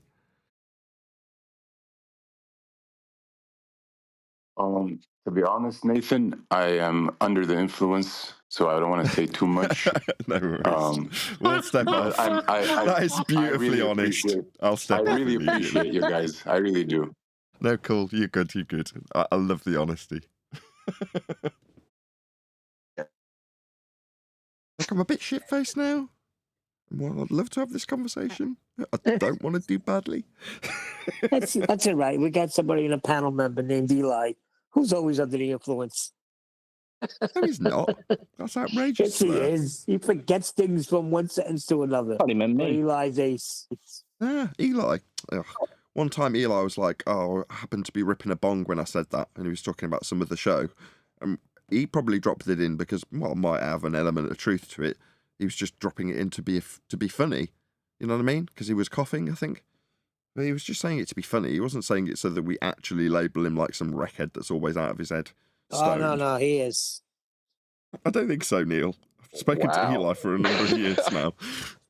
He tells you all the time when he is. He just got done smoking. That's like every other show. I'm not saying 24 hours a day fine. he is. What you're saying is... He smokes. He smokes a bit. Yeah, fine. I just don't want him getting labelled as a wreckhead when I know he isn't. Yeah, hold on, guys. No, There's something I'm not much saying worse he that he's is. guilty of. Eli was perfect on And it. that's his crappy podcast. mic. Say again, AI. Sorry. I was just saying, there's a much more egregious character flaw that he has, and that's his crappy microphone. No, he fixed that. He was coming in clear the other day. You know what it is? I know. Eli talks to us a lot when the phone is like 20 feet away. Well, a lot of people don't know about him is he's actually a bike courier, and sometimes he's talked to us while he's storming down New York City streets. Yeah, I know that. Yep. Don't forget, in the shower. I was going to say the shower too. I used to do that job. That's not a joke. Did you see my thumbnail? I stuck it in Master B. You see what I was going for? No. No, you haven't seen it, or no, you can't see what I was going for? Does Kevin hold his head or his cheeks? Oh, he holds his cheeks, doesn't he? I don't know. I could be wrong. No, you but I've are been right, watching Neil. it the past few days. I think he holds his cheeks. He does hold his cheeks. What do you mean? What do you mean, Kevin from South Park? Kevin from Home Alone. Home Alone. Oh yeah, it's his cheeks. Yeah. God damn. Why you got him holding his head? Well, me holding my head to try and imitate that kind of Home Alone vibe of, oh no. Oh no, you lied to us about the guns. I made my Therefore, panel. It's curved. I made my panel disappear. I made my panel disappear. Woohoo! Go have a party.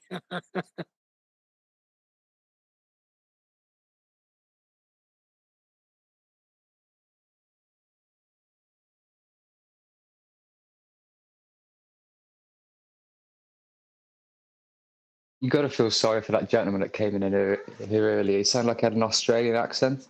So it's probably like 2 or 3 in the morning there, and you can't get to sleep with the hot sweats. It's a week before Christmas, and he's going into service shouting at people. So let's all be grateful. We've got family and friends. Not everybody has them this time of year. I want the quotes that Nathan's saying they'll turn you around at gunpoint. I want the quotes. That's slightly morbid. So this time of year is a depressing time for a lot of people, right? Yes, the suicide rate is very high. I think I've heard David Weiss say that, Neil. I think I've heard David Weiss mention being turned around at gunpoint in Antarctica a few years ago. But how's it being put on Nathan saying that? Oh, it's just a stereotyping fallacy. There's just, even if I did say it, Neil, let's say they did produce me saying it. I'm sure, number one, it would have a context around it. But it's just not relevant. That's the whole point, isn't it? It's a personal attack. Duffy needed a whole bunch of flat earthers to say, without this, Earth ain't flat. And then when they continue to say it is flat and appeal to the map, they're proven to be liars. Well, maybe someone will come up with a clip of me saying you'd be turned away at the gates of Antarctica, or whatever it is they're saying I said. Now, AI already alluded to this. He did it on my behalf, which I was grateful to, because I don't want to bite on it. But AI was like, well, I'm sure that it'll have a context if somebody's suggesting that you just travel to Antarctica. Why do you think the tickets cost 15 grand or whatever they cost? 45 grand, whatever. A lot of money. Well, because there's logistics that is expensive in regards to an area that you're not just supposed to just go to and just arrive at. You can't just jump on your dinghy and get in your boat and travel to Antarctica. That's why you've got a treaty. So these things are common knowledge. So when people start saying, oh, Nathan says they'll be held at gunpoint, you're like, well, contextually, I can understand how that might be a conversation I've had. But to date, no one's presented me with any quotes. The best they've done is me saying, I wouldn't mind going down there. That's the best they've come up with so far in terms of someone actually quoting me. Now, that's not to say I can't remember every single thing I've said about Antarctica in the last 10 years. Someone might dig something out. So far, they haven't. And some guy that's... I got a factotum on that for you. And I got to go back and review it, which I will do now after I tell it to you. Supposedly, it's a zoom in of a screenshot of a title of a video. What? That allegedly is yours. It's a screenshot of a video title. That's a quote, is it? Yeah, like salacious advertising for titles to get clickbait now is all of a sudden claims. Okay. I mean, I've just put in this today's title, It's All Over. So you said what? That's the best they can do. Exactly, dude. Let me go. You guys talk about it. I'm going to go watch it again just to make sure. On that, yeah, exactly. You got to lie to Glurf. They want me to be discredited as an individual because they can't attack the argument. And the best they can reach for in this circumstance is, you said you'd like to go down there 10 years ago when the subject first came up. You know what I mean?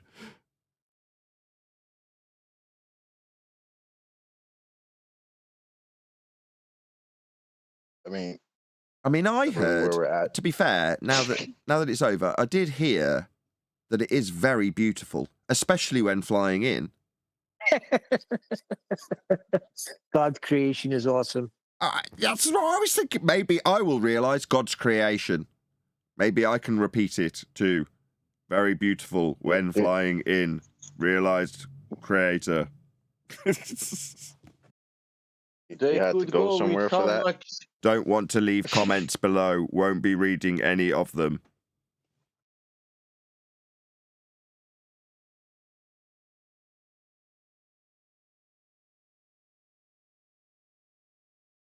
What was that, chocolate? I'm just saying, you had to go somewhere else to realize God's creation is beautiful. Yeah, you have to go Isn't where it snow beautiful is. where you are? Somewhere isolate and desolate. Okay.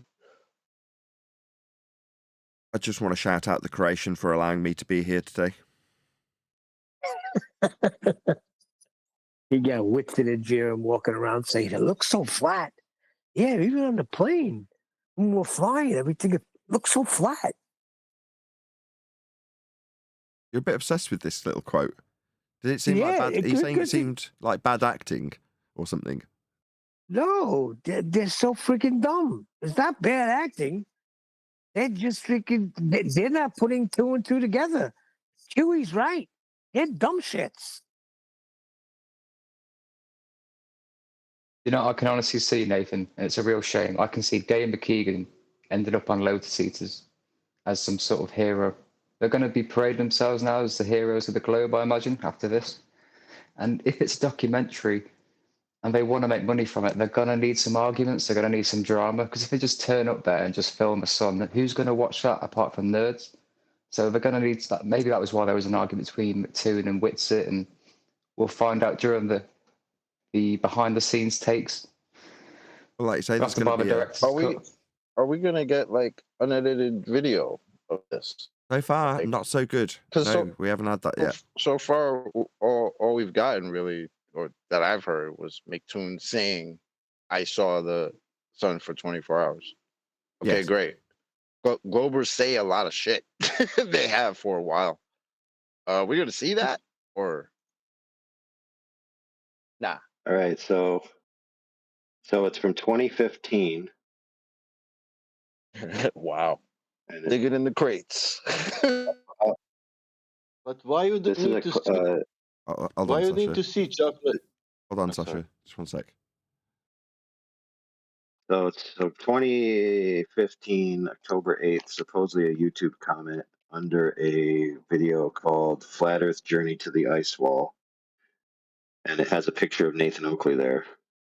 And it says, "See the edge of the real world, but don't try to go, as you will get turned back at gunpoint. Antarctica is all around us. It's keeping in all the perfectly flat water." So this is their claim, that this is you saying you'll be turned back at gunpoint, therefore you're a liar. So they're saying this quote is a comment from 2015. A comment. Yeah, it appears to be a comment made on a video called Flat Earth Journey to the Ice Wall. My video or someone else's video? Couldn't tell you because it's cropped. Okay. I mean, if that's the standard, My God, they've scoured the internet to find that. If it isn't. Hey guys, let's go back. Let's go back to when everyone was just getting in the topic and they didn't really have their bearings. And let's try to find quote mines to hold them to task to from a decade ago. Even though they've evolved their position since then, let's ignore that. Let's not. You have me promoting Mickelson Morley. Let's not do that. It's like the liberal media. I mean, okay, I'll take it. Yeah, okay. I want to say only chocolate. Chocolate, you don't need video of that because there was globe earthers and flat earthers, and everybody saw. And now, do you understand? I see what you're saying. You had globe earthers there and flat earthers. That's it. It's a done deal. Yeah, everybody saw that it is. We confirmed, and that's it. I heard the globe earthers say that they saw this 24-hour sun. I didn't hear the flat earthers say that. I heard the flat earthers say that they believe there's a 24-hour sun. No, Jaran and Vici said it. After 2 hours. Witsit was saying that in Earth Awakenings last night. He was getting crucified and started calling people gay. Oh man, guys, I just had an epiphany. You guys ready? Holy crap! Holy crap! No, but can't earlier hold today, on, AI, real quick. Go ahead. Real quick. I just want to get to the bottom of this, right? Because I don't know. Maybe I didn't listen to the entire thing, but I didn't hear Witsit or Jaren say they actually saw the sun for 24 hours. I heard McToon say that. I didn't hear Witsit and Jaren say that. Now I heard them say it. Witsit was saying that last night in Earth Awakenings. He was saying it last night. Oh, did he? Yeah, they both said it. Sun does. They both said sun does what they say it does. Jaren and Witsit both said the same sentence.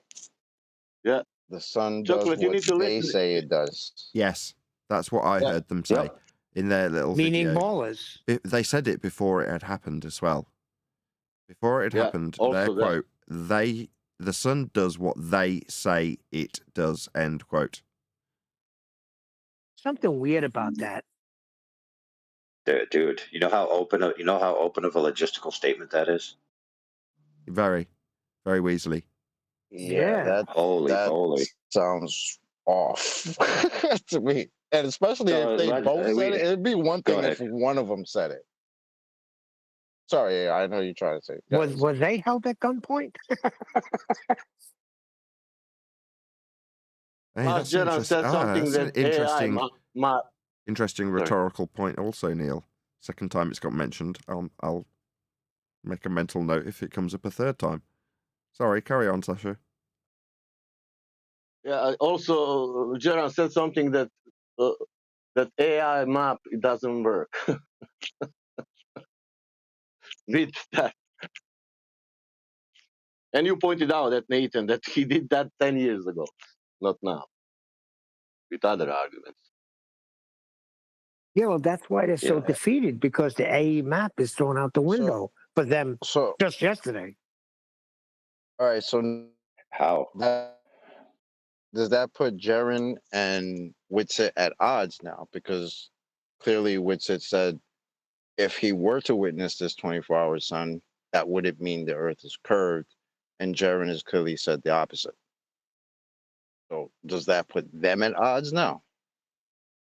Curious how this drama will unfold, because it's easy, Chuck. This is all very off. You now just need an additional esoteric, unvalidatable, alleged model of a claim about a place you've never gone to retro-engineer the shape of the Earth from. That's all you need. You just need to make up something new and that everyone can agree on, right? That's a bunch of mumbo jumbo. Problem solved.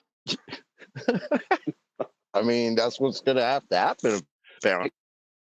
That would be what? Debate Jaren versus Witsit? Yeah.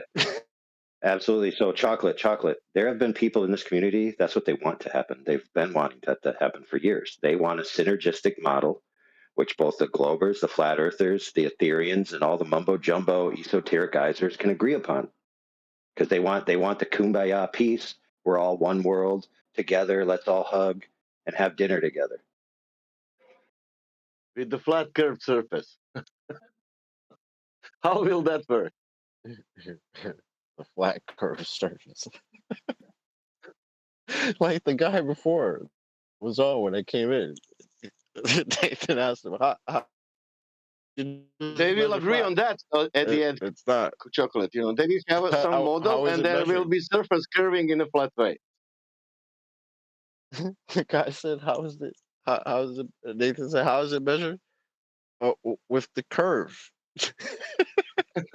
Can you go into more detail about that? No, I gotta go. Chocolate, I do it. Gotta go. I It's know time to exactly what go. he's Gotta talking go. about. Oh my I know god. what he's talking about, though, dude. So in art, what we do is we take out this tool. It's called a French curve, and then we put it on the paper, and then we draw a bunch of curves. Maybe that's what he was talking about. Possible. And how curve it's working, you need to ask Flat Earther for that.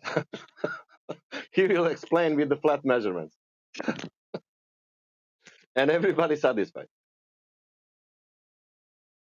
Right. So if you don't mind, I'll reclaim my epiphany, which was notice how that guy that came in earlier after the alleged 24-hour sun drops, right?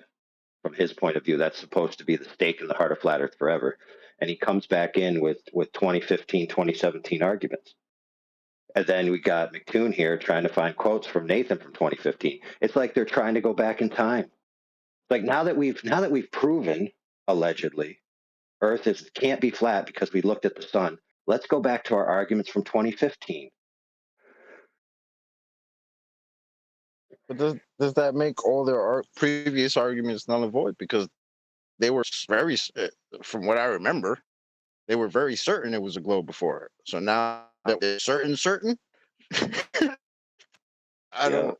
Yeah, What? this is if they needed a 24-hour sun to prove it, and only the 24-hour sun can prove it, then that makes all their other arguments void. You're right. Yeah, Shall we say also that 2015 we were saying there is a refraction there? That's why I asked, why is there so much? Why are all these eggs being thrown into this basket in particular? We Fleurs apparently were so stupid for thinking it's flat, right? They were so certain that it was a globe that we were on. So now what? Now, like, it doesn't make any sense. Chocolate, it Now makes perfect sense. Now you have For Coriolis. benefit. Go ahead, Chocolate. Now you have Earth Coriolis because you have 24-hour sun and Coriolis. It obviously must be there. Yeah, man, I'm waiting for Jaron to say that. I clearly heard this guy say if the sun's doing something, that means the ground is freaking curved. Like, so I need to see Witsit. I need to see Witsit versus Jaren, because Witsit clearly said that obviously, yes, that's in the sky for 24 hours, but that doesn't mean the Earth is curved. That doesn't take away all the other things that we know that prove the Earth is flat. I would like that David Weiss is also together with them. That they have three of them that have the debate about now the shape of the Earth. Right. So why was it the case that leading up to this, and even now, there's globers coming into our forums, which, by the way, include Will Duffy himself, trying to put it in our mouths, like they tried to do to Flatzoid on the debate that everyone saw, and various other times, that flat earthers believe that the 24-hour sun is the arbiter of this proposition. Right? That's what they're trying to put out there in the social sphere. Because that's the only way it gives this argument any weight. Yeah. Exactly. That doesn't bear out in history. Now, are there some flat earthers that may have said that erroneously in the past and then revolved their position because they thought about it? Yes, there are. Are there some that to this day are still too dumb to realize that the sun doesn't inform the ground? Yes, there probably are. But that doesn't mean that you can identify flat earthers as a class and throw them all under that same bus. It can't be done. But what is Will Duffy, McToon, and Danny Faulkner, who are all involved in this, by the way, have in common? They are all on record attempting to denigrate flat earthers as a social identity. All three of them, including one of them being a pastor and one of them being a Christian apologist for a organization that has an entire focus on cosmology. So they have a vested interest, right? And so when you say, why would they put all their eggs in this basket of chocolate? This basket isn't simply the sun. This basket has been going on for 6 months. And in Will Duffy's own words, it's about the social impact of the perception of flat earthers to the world. So his final experiment isn't just about the sun. In his own words, it's not just about whether we see the sun or not. It's about how flat earthers are reacting to it. The final experiment has already begun. That was 5 months ago. And what we will do about that? Sunset cannot work on the flat Earth. Sunset cannot work on the flat Earth. With that argument, repeating in these months like many times. That means sunset cannot work on the flat Earth. We don't have sunset on Antarctica. Yeah, therefore flat Earth. Yeah. Oh man, that's. I see Speaking what about you mean, logic. and that has to be the reason that they're doing that, right? That they're making it look like, oh, look how the flat earthers said that this sun observation doesn't exist, and therefore now that we can prove it exists, look how they're just lying, look how they're changing their correct. position when Yeah, literally like it was framing it. them the whole Go ahead. time saying, well, even though we can't prove that there's this 24-hour sun in Antarctica, we know it for a fact it's a globe and you're just a stupid flirt. But now that's all switched up because now this was the the coup de grace, I guess you according to them. Yeah.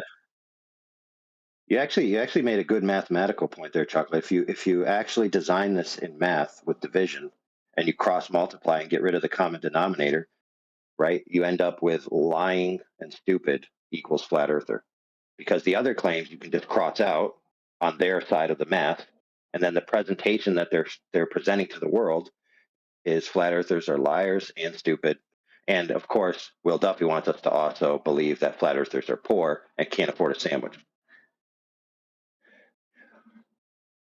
Yep.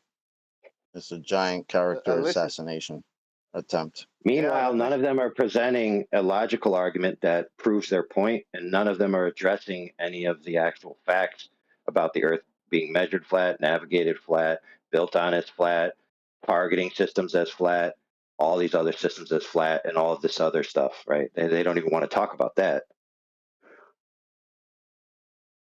No, it's that projection that that article years ago, how was it called? How to Debate a Flat Earther. It's that same projection they had, because in that article they said, well, flat earthers don't care about evidence and arguments. It's about trust. Because flat earthers don't trust the mainstream or the people that they're supposed to trust, you can't argue with them with evidence and arguments and facts. So you have to denigrate them because they have no trust. So it'll come full circle. Pun intended. How about this logic? You have 24 hours in Antarctica, on the sphere I'm speaking. And then in that 24 hours, yesterday, it was, let's say, 3 hours of the sun in Siberia, for sure, because it was for sure in some regions. That means you saw in one moment of 2-3 hours during the day in Antarctica, sun shining over the Siberia. What time did they supposedly get there? Like Antarctica time? Did they get there like midnight? Did they get there and the sun was up at midnight? Is that why they're like, oh well, okay, I guess we can go get snacks and shit? Like what time was it that they got there? Does anybody know? Like the local time or whatever. Yeah, saying Like, was this in one moment. was this midnight sun observed? I guess is my question. Yeah, it was midnight when they were saying chocolate. Now it's midnight, but I don't know if they if there was recording. Okay, now it's 1 o'clock. Now it's 2 o'clock. Now it's 3 o'clock. You understand? According to Yeah. Banjo, Flat Earth Banjo, when they were recording and they stated it was midnight, it was 9 a.m. his time. He's in Brazil. It was 9 a.m. Banjo's time. Yeah, so they're like 2 hours behind. I think it would have been like 11 in the afternoon. I mean, in the morning. Yeah, I read that comment too.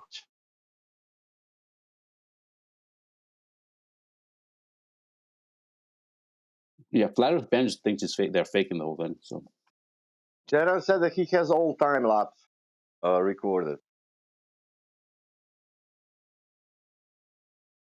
Wait a minute, Sasha, please.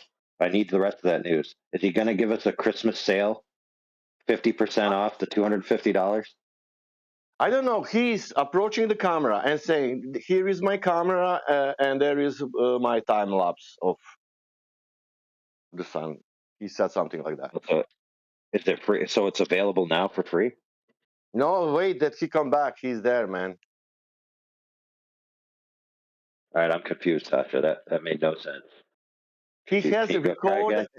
I have a video of the whatever video I have. It's recorded, but it's still I didn't put in on social media. That's why we don't see nothing.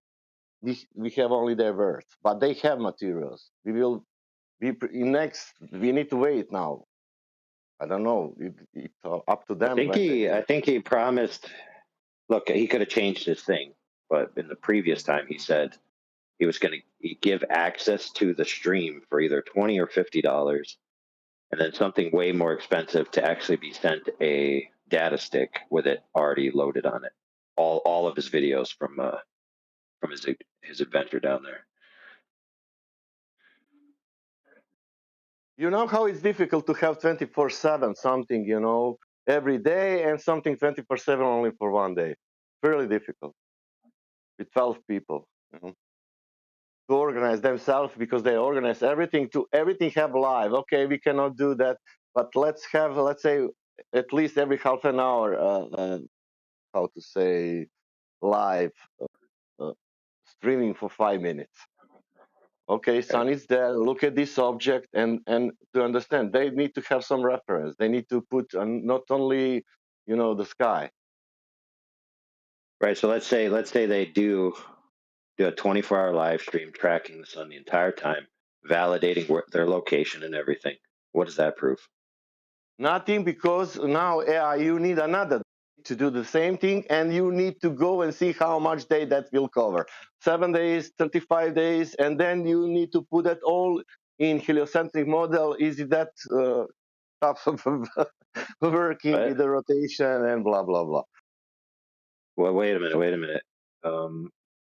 Since when do models prove reality? Since globers exist.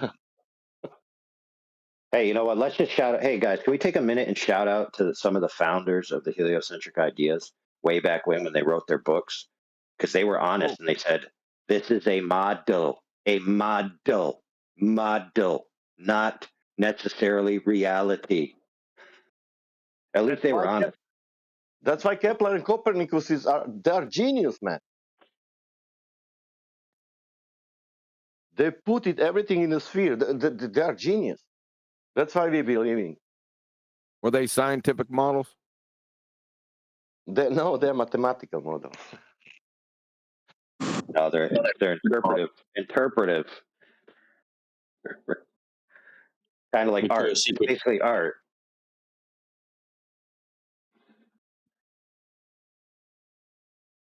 Those types of models I consider art, not anywhere near science.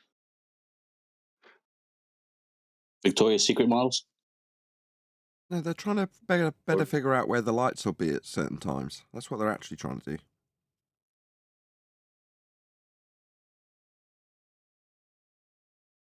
do. And for that, we needed to literally curve the surface. Yeah. It's very out of the box. Why? Well, like to better explain it with one system for what seems like multiple different things happen at once. Now, they've all got a bearing on what happens down here in terms of how we perceive the world. For instance, it being light or dark. Yeah? But to have them all connected in a unified system isn't necessarily the case, but in an attempt to do so for the purposes, the practical application of knowing best when certain lights will be in certain places for us to see them, then they've had to come up with a novel way of looking at the world. We're talking about Copernicus and Kepler and all the people who you can ascribe the heliocentric model to. That's very out-of-the-box thinking. Yeah? But I don't think any of them at any point thought, well, by me using this out-of-the-box mathematics, someone will actually think the ground I'm standing on is curving.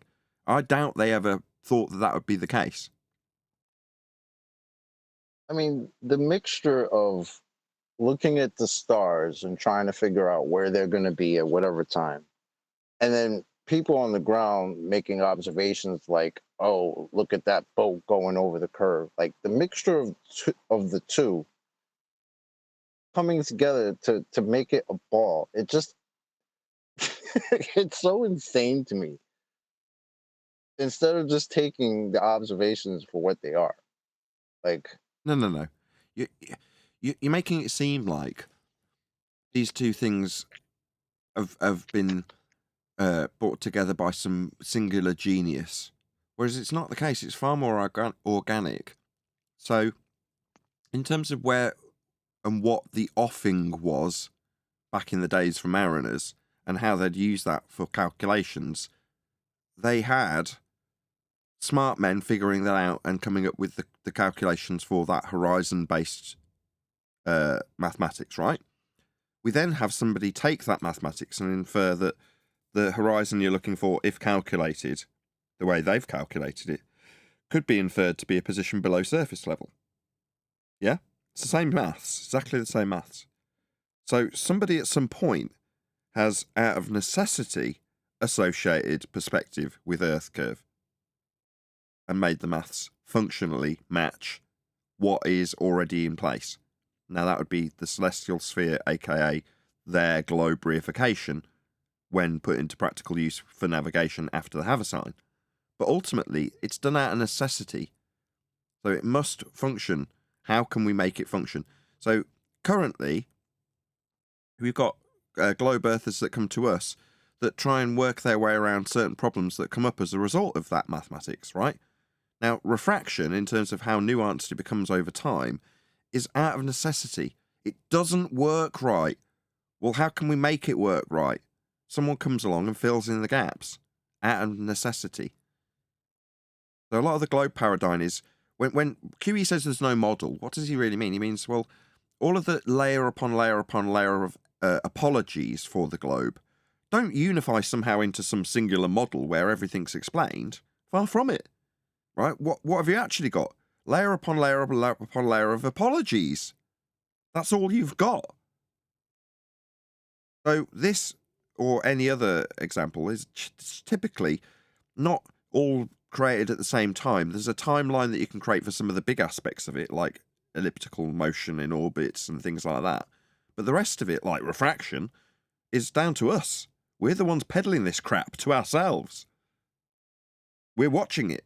We're opposing it, but we're watching the general populace fill in the gaps in the concrete as they appear. yeah, look what they have to work with. Because you can't work with your senses and your actual observations.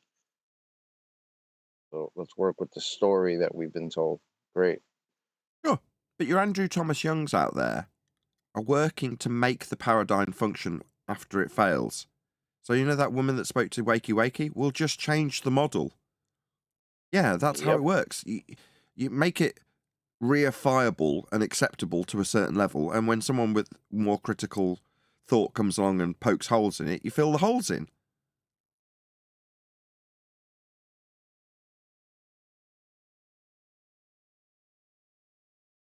You know what, Nathan? Speaking of art, when you make a model of a thing that exists as it is, And if you make it 100% accurate, it's only 100% accurate to scale for the duration of that moment. Because as soon as you're done, the object that you just modeled begins to degrade. And so you can't actually make an accurate representation of something until it's dead, and it cannot change. Yes. This example's been made in more practical terms with the coastline. You can't accurately measure a coastline. That is not a possibility. The moment you measure it, it changes. If you try and say how big is the outside edge of England, or the United Kingdom, or Great Britain, get there in the end, then if you try and put a number on it, then the moment you start measuring, a different part of the coast has changed slightly.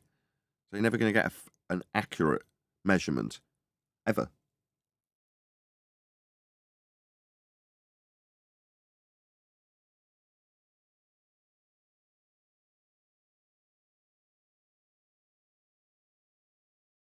And Nathan, look into that. They are measuring in the straight lines all that coast.